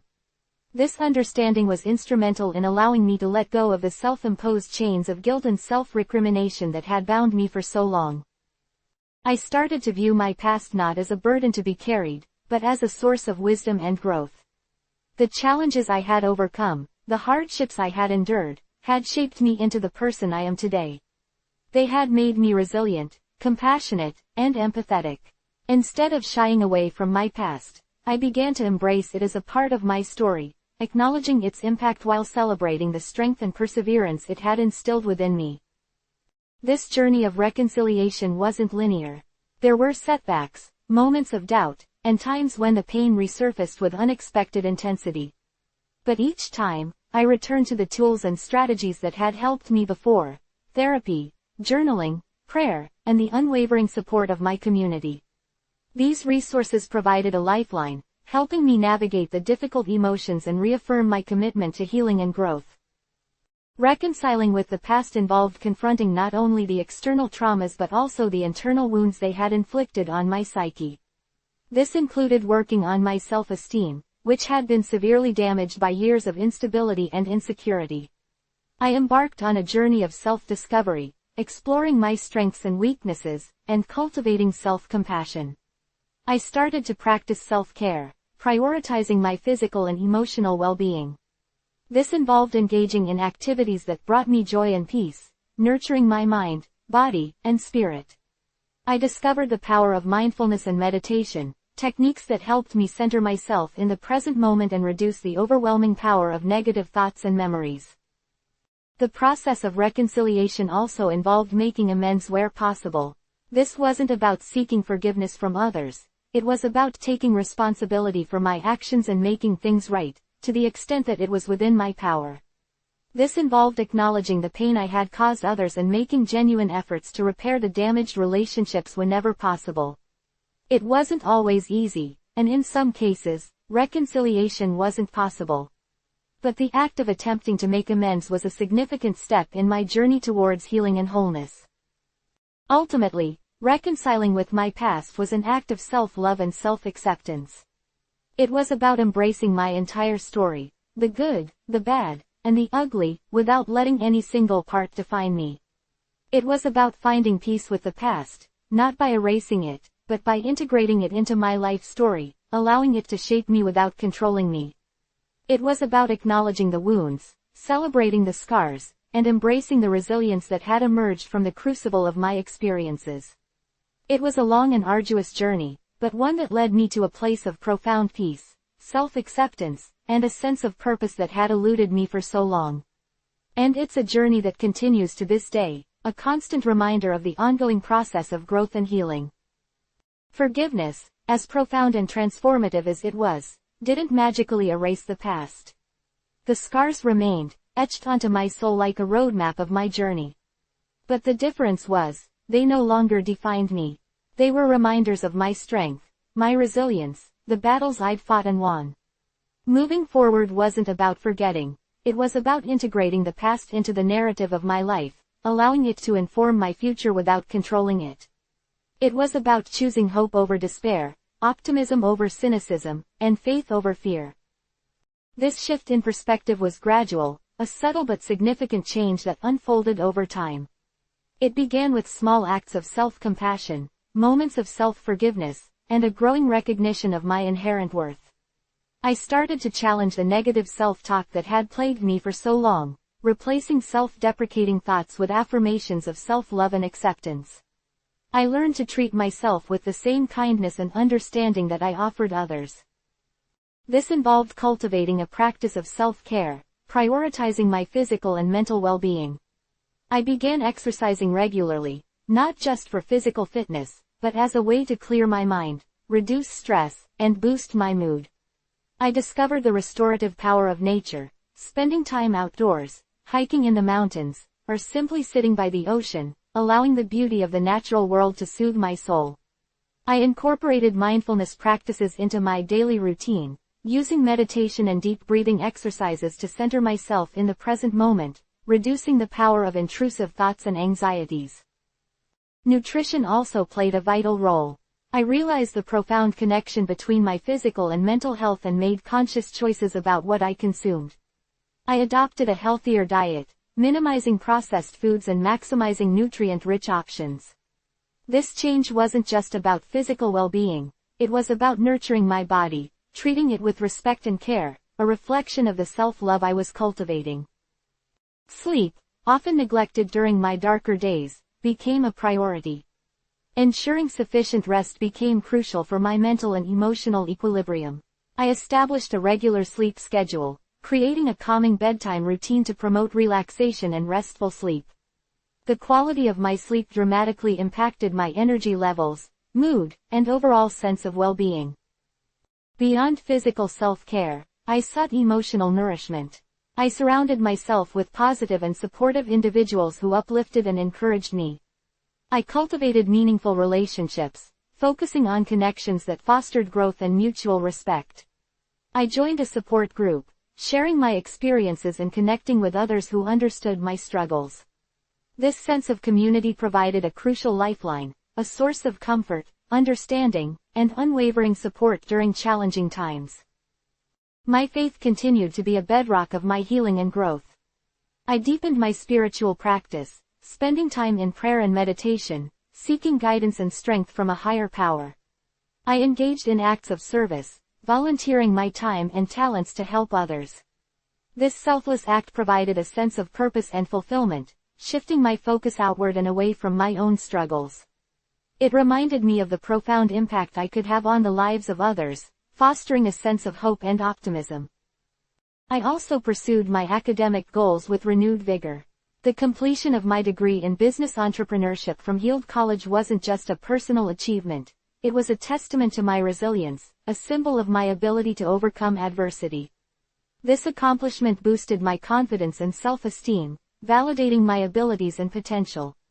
It opened doors to new opportunities and provided a sense of direction and purpose. My work with troubled youth became a powerful catalyst for healing and growth. Coaching these young people, guiding them through their struggles and helping them find their path, brought immense satisfaction. It was a way to give back to the community, to pay it forward, and to make a positive impact on the lives of others. Working with them, I realized I wasn't just helping them, I was helping myself, transforming pain into purpose. The process of moving forward wasn't a smooth, linear progression. There were setbacks, moments of doubt, and times when the ghosts of my past resurfaced with unexpected intensity. But each time, I drew upon the tools and strategies I'd developed: therapy, journaling, prayer, self-care, and the support of my community. These resources provided a lifeline, helping me navigate difficult emotions and reaffirm my commitment to healing and growth. One of the most significant challenges was managing my mental health. Living with bipolar disorder and ADHD required ongoing vigilance and self-management. I developed coping mechanisms, learning to identify and manage my symptoms effectively. This involved maintaining a consistent routine, practicing stress reduction techniques, and seeking professional help when needed. Medication played a crucial role in stabilizing my moods and improving my cognitive function. But it wasn't just about medication. It was about actively engaging in my own recovery, taking ownership of my mental well-being. The journey of forgiveness and reconciliation wasn't just about letting go of the past, it was about embracing the future with hope and optimism. It was about cultivating a mindset of gratitude, appreciating the good things in my life and acknowledging the blessings that surrounded me. I learned to focus on the present moment, savoring the simple joys and cherishing the relationships that brought me happiness. This shift in perspective allowed me to experience a deeper sense of peace and contentment. Moving forward required courage, perseverance, and unwavering faith in my ability to overcome challenges. It was a testament to the human spirit's capacity for resilience, healing, and transformation. My journey wasn't just about my own personal growth, it was a message of hope and inspiration for others struggling with similar challenges. It was a reminder that even in the darkest of times, there is always a light to be found, a path to healing, and a future filled with possibility. The transformation wasn't instantaneous. It was a gradual process of unlearning old patterns and adopting new ones. It involved confronting my deepest fears and insecurities, challenging my negative self-beliefs, and cultivating self-compassion. It required me to be vulnerable, to admit my imperfections, and to seek help when needed. It was a journey of self-discovery, of recognizing my inherent worth, and of embracing my authentic self. My story is not a fairy tale with a happily ever after ending, neatly tied up with a bow. It's a continuing narrative, an ongoing journey of faith, resilience, and self-discovery. There will be more challenges, more obstacles to overcome, more moments of doubt and uncertainty. But now, armed with the tools and strategies I've developed, I face those challenges with hope and optimism, knowing that I possess the strength and resilience to overcome them. I've learned that the scars are a testament to my journey, proof of my battles fought and won, and reminders of the unwavering power of faith to transform even the most challenging of circumstances. The journey continues, but the destination is always hope. The destination is always faith. The destination is always love. Finding peace and closure wasn't a destination, but a continuous process, a slow unfolding of acceptance. It wasn't about erasing the pain, but about integrating it into the tapestry of my life, allowing it to inform my choices without dictating them. The anger, the resentment, the deep-seated fear, these emotions didn't vanish overnight. Instead, they slowly transformed, losing their sharp edges, their venomous sting, until they became whispers instead of roars. A significant part of this process involved confronting the people who had hurt me. This wasn't about retribution or revenge. It was about understanding, about seeking closure, about offering forgiveness, not for their sake, but for my own. Some conversations were easy, others excruciating. Some individuals were receptive, others remained closed off, entrenched in their own justifications. But the act of reaching out, of expressing my pain and seeking resolution, was immensely liberating. It removed the weight of unspoken grievances, the burden of carrying anger and resentment. One particular encounter stands out. A figure from my past, someone who had inflicted significant emotional pain, was willing to meet. I remember the tremor in my hands as I approached the table where he sat, the knot of anxiety in my stomach. The initial moments were tense, filled with uncomfortable silences and strained smiles. But as we talked, as I shared my experiences without accusation or blame, something shifted. He listened, truly listened, and in his eyes, I saw a flicker of understanding, a hint of remorse. We didn't magically become friends, but the conversation released a pressure valve, allowing the pent-up emotions to escape. It was a step towards healing, a demonstration that even the most fractured relationships could be addressed, offering a path to some level of peace. Forgiveness, however, wasn't always a clean break. There were times when the memories would surge back, the raw emotions flooding my consciousness. These moments were inevitable, a part of the healing process.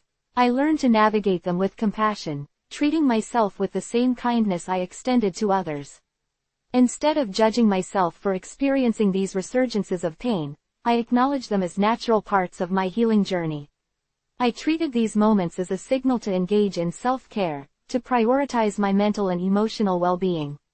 I would engage in meditation, spending time in prayer, or simply going for a walk in nature, allowing myself to feel the emotions without judgment. Journaling became an invaluable tool. I poured my heart onto the pages, expressing my anger, my sadness, my confusion. It was a way to process my emotions, to give voice to the unspoken words. Writing became a form of therapy, a way to unpack my pain, to examine my experiences from a distance, to find understanding and perspective. The words flowed freely, transforming chaos into coherence, offering a safe space to explore the complexities of my emotions. The journal was a silent witness, a confidant that never judged or criticized. The process also involved learning to forgive myself. I had made mistakes, I had made poor choices, and I had caused pain to others. Accepting responsibility for my actions was critical, but self-forgiveness didn't diminish the seriousness of my past deeds. Rather, it was about recognizing my humanity, acknowledging my flaws, and striving to become a better person. It was about extending the same grace and compassion to myself that I offered to others. This self-compassion was an ongoing journey. It required constant vigilance, a persistent dedication to self-love and acceptance. I actively challenged the negative self-talk that had plagued me for years. I replaced critical thoughts with affirmations of self-worth, reminding myself of my strength, my resilience, my capacity for growth. I treated myself with the same kindness and respect that I offered to others, fostering a sense of self-acceptance and self-compassion. My faith played an indispensable role in this journey. It wasn't about blindly accepting everything, it was about finding strength, hope, and guidance. It provided a framework for understanding the purpose of my struggles and a foundation for believing in my ability to overcome adversity. My faith gave me a source of comfort and solace during challenging times. It provided the reassurance that I was not alone and that I had support from a higher power. The community I built around me became a crucial source of strength and support. This wasn't just about having friends, it was about building a network of people who understood my journey, who supported me through thick and thin, who celebrated my successes and offered comfort during setbacks. They held me accountable, encouraged me to persevere, and reminded me of my inherent worth. The sense of belonging and support was invaluable, a constant reminder that I was not alone. Therapy provided a structured approach to navigating the complexities of my past. It provided a safe space to explore my emotions, to process my trauma, and to develop healthy coping mechanisms. The therapeutic relationship offered a non-judgmental space where I could explore the deep-seated wounds of my past. This process of self-discovery and healing was critical in helping me to understand my past and move forward. The path to peace and closure wasn't a straight line, it was a winding road with twists, turns, and unexpected detours. There were times when the old wounds reopened, when the memories would surge back with unexpected intensity. But each time, I had the tools and resources to navigate these challenges, to find my way back to a sense of calm and composure. I had learned the importance of self-compassion, recognizing that setbacks were an inevitable part of the healing process. My academic achievements, the completion of my degree, and the subsequent work with troubled youth, played an important role in my personal journey towards healing. The discipline required in completing my degree helped me to create structure in my life, and this structure was invaluable during my healing journey. The work with troubled youth allowed me to share my experiences and, in doing so, find a sense of purpose and meaning. This journey, this ongoing process of finding peace and closure, is not about forgetting or suppressing the past. It's about integrating it, learning from it, and transforming it into a source of strength and resilience. It's about acknowledging the pain, understanding its roots, and finding ways to live with it, to learn from it, and to allow it to inform my choices without dictating them. It is a testament to the human spirit's capacity for healing, growth, and transformation. And ultimately, it's a journey of finding love and compassion, both for myself and for others.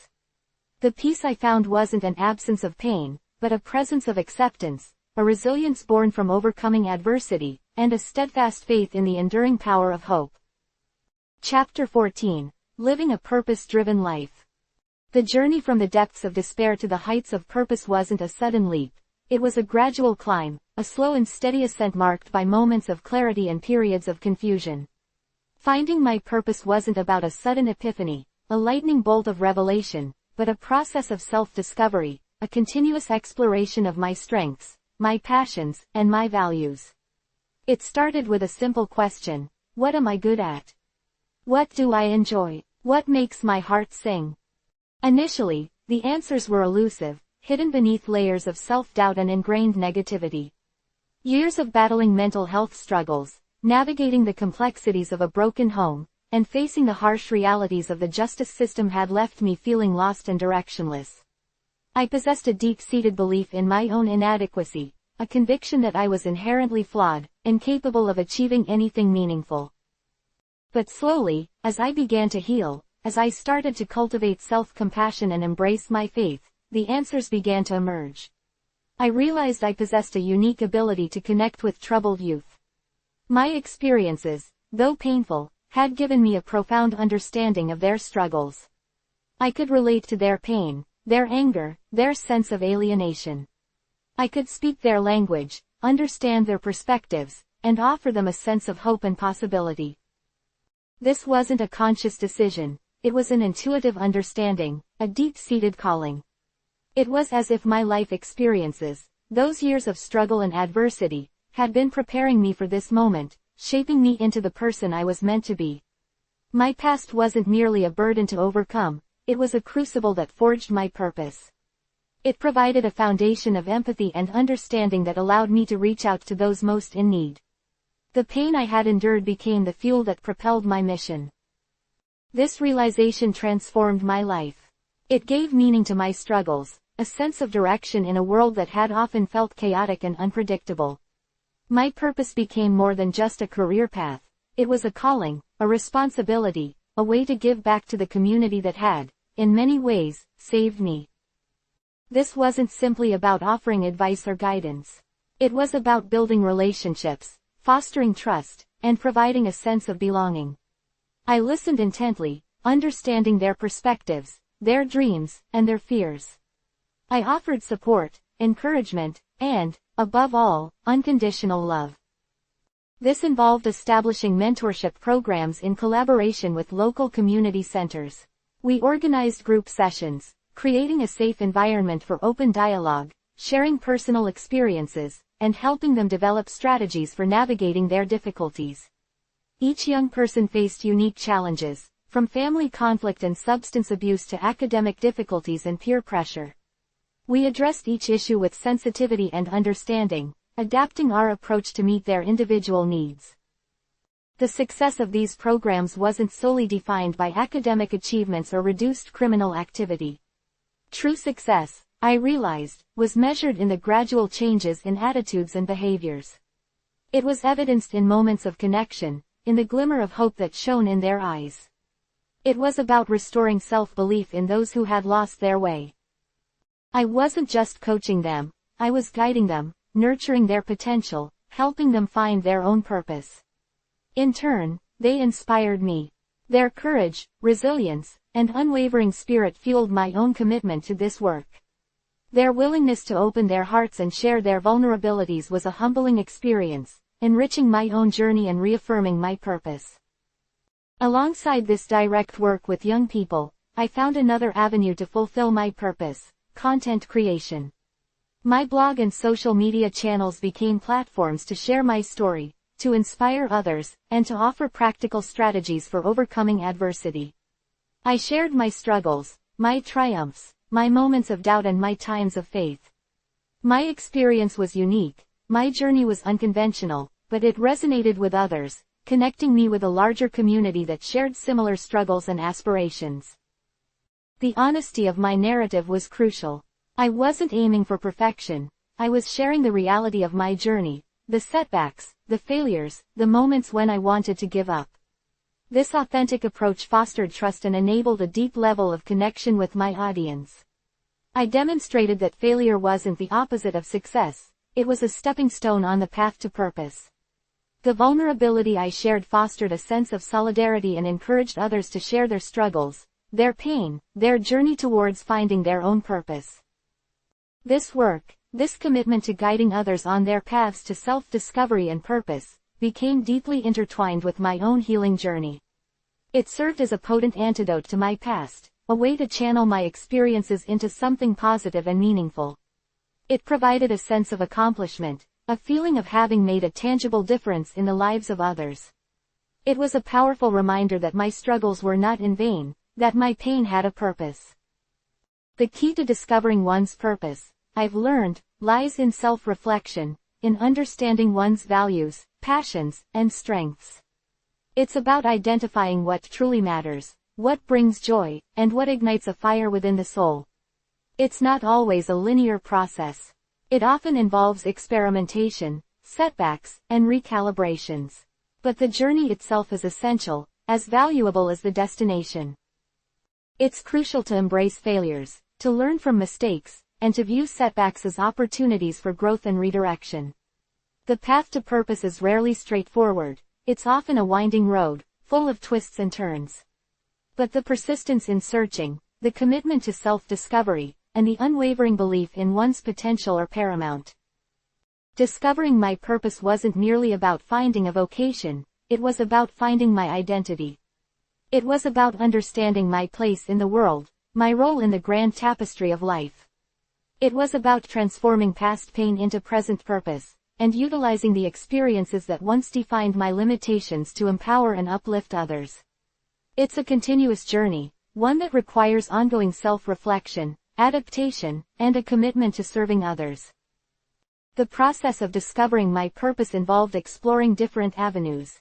I experimented with various volunteering opportunities, joined community groups, and sought out mentorship programs. Each experience provided valuable insights, helping me refine my understanding of my strengths and passions. I learned to embrace the uncertainty of the journey, recognizing that the search for purpose is a dynamic process, constantly evolving and expanding. Seeking guidance from mentors and advisors proved invaluable. Their insights, wisdom, and lived experiences provided a roadmap for navigating the complexities of self-discovery. Their support and encouragement helped me stay focused on my goals and persevere through challenges. The mentorship relationships I established were more than just professional connections. They were deep, meaningful partnerships that fostered growth and understanding. This process required continuous self-assessment, a relentless examination of my values, my passions, and my capabilities. I kept a journal, documenting my thoughts, reflections, and experiences. I engaged in regular prayer and meditation, seeking divine guidance and fostering inner peace. These practices were instrumental in clarifying my purpose and aligning my actions with my values. They provided a sanctuary for reflection and a source of strength and resilience. This journey wasn't a solo endeavor. The support of my community, my family, and my faith community was crucial. They celebrated my successes, comforted me during setbacks, and helped me stay true to my purpose. Their belief in me, even when I doubted myself, was a beacon of hope, guiding me through moments of uncertainty and despair. The power of community, I discovered, was an invaluable resource in the quest for purpose. Ultimately, discovering my purpose was a deeply personal journey, a process of self-discovery and healing. It involved confronting my past, embracing my vulnerabilities, and celebrating my strengths. It was about finding meaning and purpose in the midst of adversity. It was about recognizing the inherent worth within myself and extending that same compassion and understanding to others. And it's a journey I continue to walk, every day, in gratitude and service. With a clearer understanding of my purpose, to guide and support troubled youth and share my journey of transformation, the next crucial step was to set meaningful goals. This wasn't about creating a to-do list, it was about crafting a roadmap, a strategic plan to translate my purpose into tangible action. Initially, the idea of setting goals felt overwhelming. My past was littered with failed attempts, abandoned projects, and unfulfilled dreams. The fear of failure, a constant companion throughout my turbulent youth, threatened to paralyze me once again. But I had come too far to let fear dictate my future. I had learned that failure wasn't the opposite of success, it was a necessary step on the path to growth. I embraced the lessons learned from past setbacks, viewing them as valuable experiences that shaped my resilience and determination. This time, goal setting wasn't about striving for perfection, it was about consistent progress, about celebrating small victories along the way. The first step was to break down my overarching purpose into smaller, more manageable objectives. Instead of focusing on the monumental task of transforming the lives of countless troubled youth, I began by setting smaller, attainable goals. This involved identifying specific actions I could take, steps I could implement, to move towards my overall purpose. One immediate goal was expanding my mentorship program. I wanted to increase the number of young people we were serving, broaden the range of support we provided, and develop more robust curriculum. This involved seeking additional funding, recruiting more volunteers, and securing partnerships with local organizations and schools. I meticulously created a plan, outlining the steps required to achieve each objective. This wasn't just about wishful thinking, it was about strategic planning, focused action, and consistent effort. Another goal was to enhance my content creation efforts. I wanted to reach a wider audience, share my story with more people, and offer more practical advice and encouragement to those struggling with similar challenges. This involved refining my content strategy, improving the quality of my writing, and utilizing various social media platforms more effectively. I researched effective marketing techniques, sought feedback from my audience, and invested time in learning new digital skills. Crucially, these goals weren't static, they were dynamic, adapting to changing circumstances and evolving needs. As the mentorship program grew, so did the complexity of its operations. I found myself needing to refine my strategies, adjust my approach, and develop new resources to meet the diverse needs of the young people we were serving. Similarly, my content creation evolved as my audience expanded and their needs changed. I learned to be flexible, to adapt my plans, and to embrace the unexpected changes that inevitably arose. The key to setting meaningful goals was aligning them with my core values. My faith played a pivotal role in this process, guiding my decisions and shaping my approach. My commitment to honesty, compassion, and service became the foundation upon which I built my goals. This ensured that my actions were aligned with my deepest beliefs and values, creating a sense of integrity and purpose that fueled my efforts. I also incorporated regular self-reflection into my goal-setting process. I set aside time each week to evaluate my progress, identify areas for improvement, and adjust my strategies accordingly. This wasn't about self-criticism, it was about self-awareness, about honestly assessing my strengths and weaknesses and making necessary adjustments. This continuous evaluation process was vital in keeping me on track and ensuring that my actions remained aligned with my overarching purpose. Setting goals wasn't a solitary endeavor. I actively sought feedback from trusted mentors, advisors, and friends. Their insights and encouragement helped me refine my goals, stay focused, and remain accountable. They challenged me to stretch beyond my comfort zone, to think bigger, and to believe in my potential. This collaborative approach reinforced the importance of community support in achieving ambitious goals. To maintain motivation, I developed a system for tracking my progress and celebrating my accomplishments. I used a combination of digital tools and traditional methods, such as journaling and creating visual reminders of my goals. I regularly reviewed my progress, noting my successes and learning from any setbacks. This system wasn't about perfection, it was about creating a visual representation of my journey, a tangible testament to my hard work and dedication. Regular review of my goals also allowed me to identify potential obstacles and develop strategies to overcome them. Sometimes, these obstacles involved logistical challenges, such as securing additional funding or recruiting qualified volunteers. At other times, the obstacles were internal, such as moments of self-doubt or feelings of overwhelm. By proactively addressing these challenges, I minimized potential disruptions and maintained momentum towards my goals.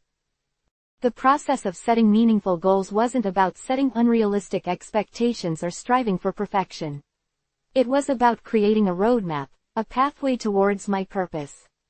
It was about taking consistent action, celebrating small victories, and learning from setbacks. It was about aligning my actions with my values and seeking support from those who believed in my vision.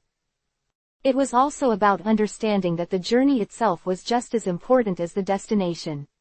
The process of setting goals, pursuing them, and reflecting on my progress, provided invaluable learning opportunities.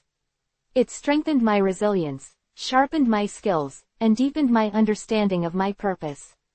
The journey of self-discovery was ongoing. The process of setting meaningful goals was an integral part of that continuous evolution. Furthermore, the act of setting goals fostered a sense of hope and optimism. In the midst of my past struggles, it had been easy to fall into despair, to succumb to the belief that my life was beyond redemption. However, the process of setting meaningful goals instilled a sense of agency, a belief that I had the power to shape my own future. This was crucial in sustaining motivation and overcoming challenges. My goals became not just milestones to be achieved, but markers of my personal growth, testaments to my resilience, and tangible expressions of my purpose. They provided a framework for my work, guiding my actions, and ensuring that my efforts remained aligned with my deepest values and aspirations. This wasn't simply about achieving success, it was about creating a life of purpose and meaning, a life that aligned with my values and brought joy to my heart. The journey of achieving these goals, the process of striving, learning, adapting, and celebrating along the way, became as meaningful as the goals themselves. It was a testament to the power of human potential and the enduring strength of the human spirit, fueled by faith, resilience, and the unwavering commitment to a life of purpose. Living with intention wasn't a sudden shift, it was a gradual unfolding, a conscious choice made daily, moment by moment. It began with a deep introspection, a soul-searching process that went beyond simply identifying my purpose. It involved a profound understanding of my values, my strengths, and my limitations. I spent countless hours in prayer and meditation, seeking guidance from a higher power and a deeper understanding of my place in the world. This wasn't a passive exercise, it was an active pursuit, a relentless quest to align my actions with my beliefs. This process revealed a crucial truth. My purpose wasn't solely about helping troubled youth, it was about embodying the principles I sought to instill in them. It was about demonstrating resilience, perseverance, and faith in action. It was about living a life that reflected the values I preached. This realization deepened my commitment and fueled my dedication. It shifted my focus from merely achieving goals to becoming the person I aspired to be. The transformation wasn't without its challenges. Old habits and ingrained patterns of thinking resurfaced, testing my resolve. Doubts crept in, whispering insidious lies of inadequacy and failure. There were moments of intense self-doubt, when the weight of my past threatened to overwhelm me. I learned to recognize these moments as opportunities for growth, as tests of my commitment to living a purpose-driven life. I leaned heavily on my faith community, seeking support, guidance, and encouragement from fellow believers who understood my journey. One of the most effective strategies I employed was mindfulness. Learning to be present in the moment, to appreciate the small things, to focus on gratitude, was transformative. It helped me break free from the cycle of rumination and anxiety that had plagued me for so long. I started incorporating mindfulness practices into my daily routine: meditation, deep breathing exercises, and mindful walks in nature. These practices grounded me, centering my thoughts and helping me cultivate a sense of inner peace. This intentional living extended to all aspects of my life. It shaped my relationships, influencing the way I interacted with family, friends, and colleagues. It impacted my professional life, guiding my career choices and shaping my interactions with clients and mentees. I became more conscious of my words and actions, striving to be a positive influence on those around me. My approach to work transformed. It was no longer merely a means to an end, it became a platform for expressing my purpose. Each coaching session, each piece of content I created, each interaction with a troubled youth, became an opportunity to share my message of hope, resilience, and transformation. I approached my work with passion, dedication, and a deep sense of responsibility. I viewed my role not just as a life coach, but as a mentor, a guide, and a source of inspiration. The impact was profound. My relationship with my family deepened as I demonstrated the principles of forgiveness, empathy, and unconditional love. My friendships grew stronger as I built relationships based on mutual respect, honesty, and shared values. My professional relationships flourished as I cultivated a reputation for integrity, compassion, and a genuine desire to help others. Intentional living also involved setting boundaries. This was a challenging aspect, as I had a history of people-pleasing and neglecting my own needs. But I realized that setting boundaries was crucial for my well-being and my ability to effectively serve others. I learned to say no to requests that did not align with my purpose or values. I prioritized self-care, recognizing that I could not pour from an empty cup. This included regular exercise, healthy eating, sufficient sleep, and engaging in activities that brought me joy and fulfillment. My faith continued to be a cornerstone of my intentional living. It provided a framework for understanding my purpose, a source of strength during challenging times, and a guiding light on my path. Prayer became a vital part of my daily routine, allowing me to connect with a higher power, seek guidance, and express gratitude. I actively participated in my faith community, finding support, encouragement, and inspiration from fellow believers. My faith wasn't simply a belief system, it was a living, breathing force that shaped my thoughts, actions, and interactions with the world. Intentional living also meant embracing imperfection. I acknowledged that I would make mistakes, that I would fall short of my ideals. This realization was liberating, freeing me from the pressure of perfectionism that had crippled me in the past. I learned to view setbacks as learning opportunities, as chances to grow and improve. I practiced self-compassion, treating myself with the same kindness and understanding that I extended to others. My journey wasn't about achieving flawless execution, it was about continuous growth, consistent effort, and unwavering commitment to my purpose. The journey of intentional living is an ongoing process, a continuous evolution. It requires conscious effort, consistent self-reflection, and a willingness to adapt and grow. It demands honesty, humility, and a commitment to learning and self-improvement. It's about embracing both the triumphs and the setbacks, viewing them as integral parts of the journey. It's a process of continually aligning my actions with my values, my purpose, and my faith. Living intentionally has not only transformed my life but has also had a ripple effect on those around me. The impact I've had on the lives of troubled youth, my family, and my community is a testament to the power of living a purpose-driven life. It's a continuous cycle of growth and impact, a journey of transformation that inspires others to embark on their own paths of intentional living. The key, I've found, lies not just in identifying our purpose, but in actively weaving it into the fabric of our daily lives, moment by moment, decision by decision, turning our intentions into tangible actions that leave a positive mark on the world. The journey is lifelong, but the rewards are immeasurable. Finding fulfillment wasn't about chasing some elusive, grand achievement, it was about cultivating a deep sense of contentment within the everyday rhythm of life. It was a subtle shift in perspective, a turning away from external validation and a turning inward towards a deeper understanding of self. This involved recognizing my inherent worth, irrespective of accomplishments or societal expectations. For years, my worth had been tied to external markers, my grades, my job, even my interactions with others. But true fulfillment stemmed from a place of self-acceptance and a profound sense of peace, a quiet confidence in who I was, flaws and all. This journey toward self-acceptance was inextricably linked to my faith. It wasn't a case of simply believing, it was about actively living my faith, allowing it to inform my decisions, guide my actions, and shape my interactions with the world. This meant embracing forgiveness, both for myself and for others. Holding on to resentment and anger had been a heavy burden, poisoning my relationships and hindering my personal growth. Forgiveness wasn't condoning past hurts. It was releasing myself from the shackles of negativity, freeing myself to move forward with a lighter heart and a clearer mind.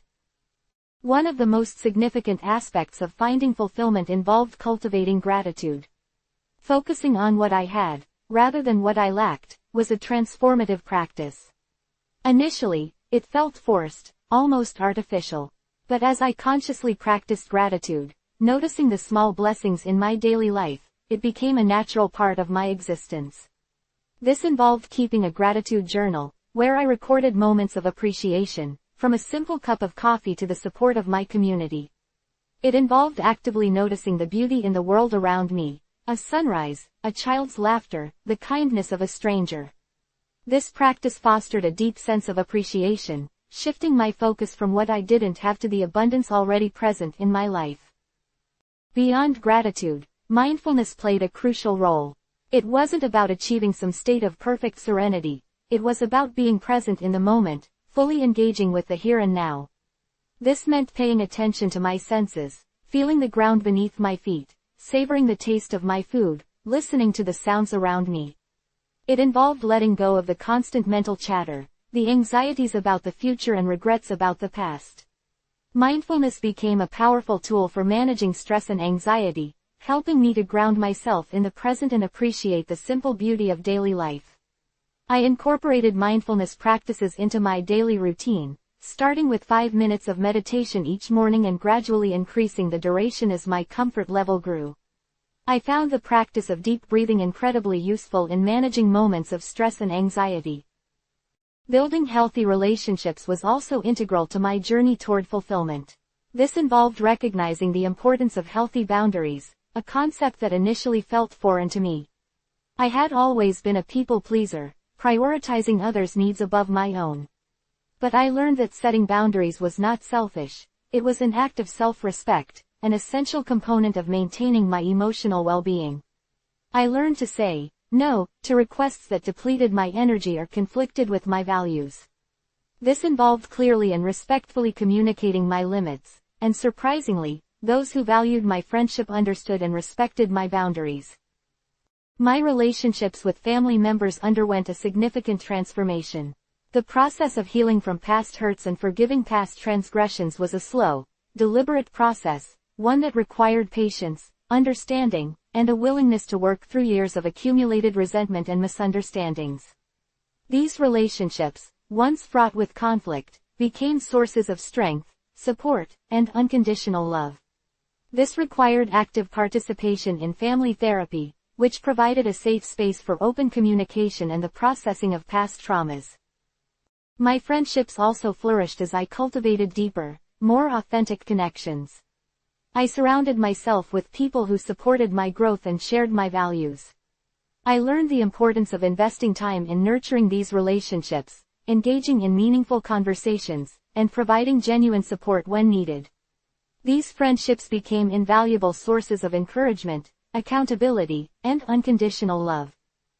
My professional life also underwent a positive transformation as I discovered true fulfillment in my work. This wasn't just about financial success, it was about finding meaning and purpose in my contributions. This shift in perspective enabled me to approach my work with a renewed sense of passion and dedication, finding joy and satisfaction in making a positive difference in the lives of others. I found fulfillment in helping my mentees navigate their personal challenges, providing them with guidance, support, and encouragement.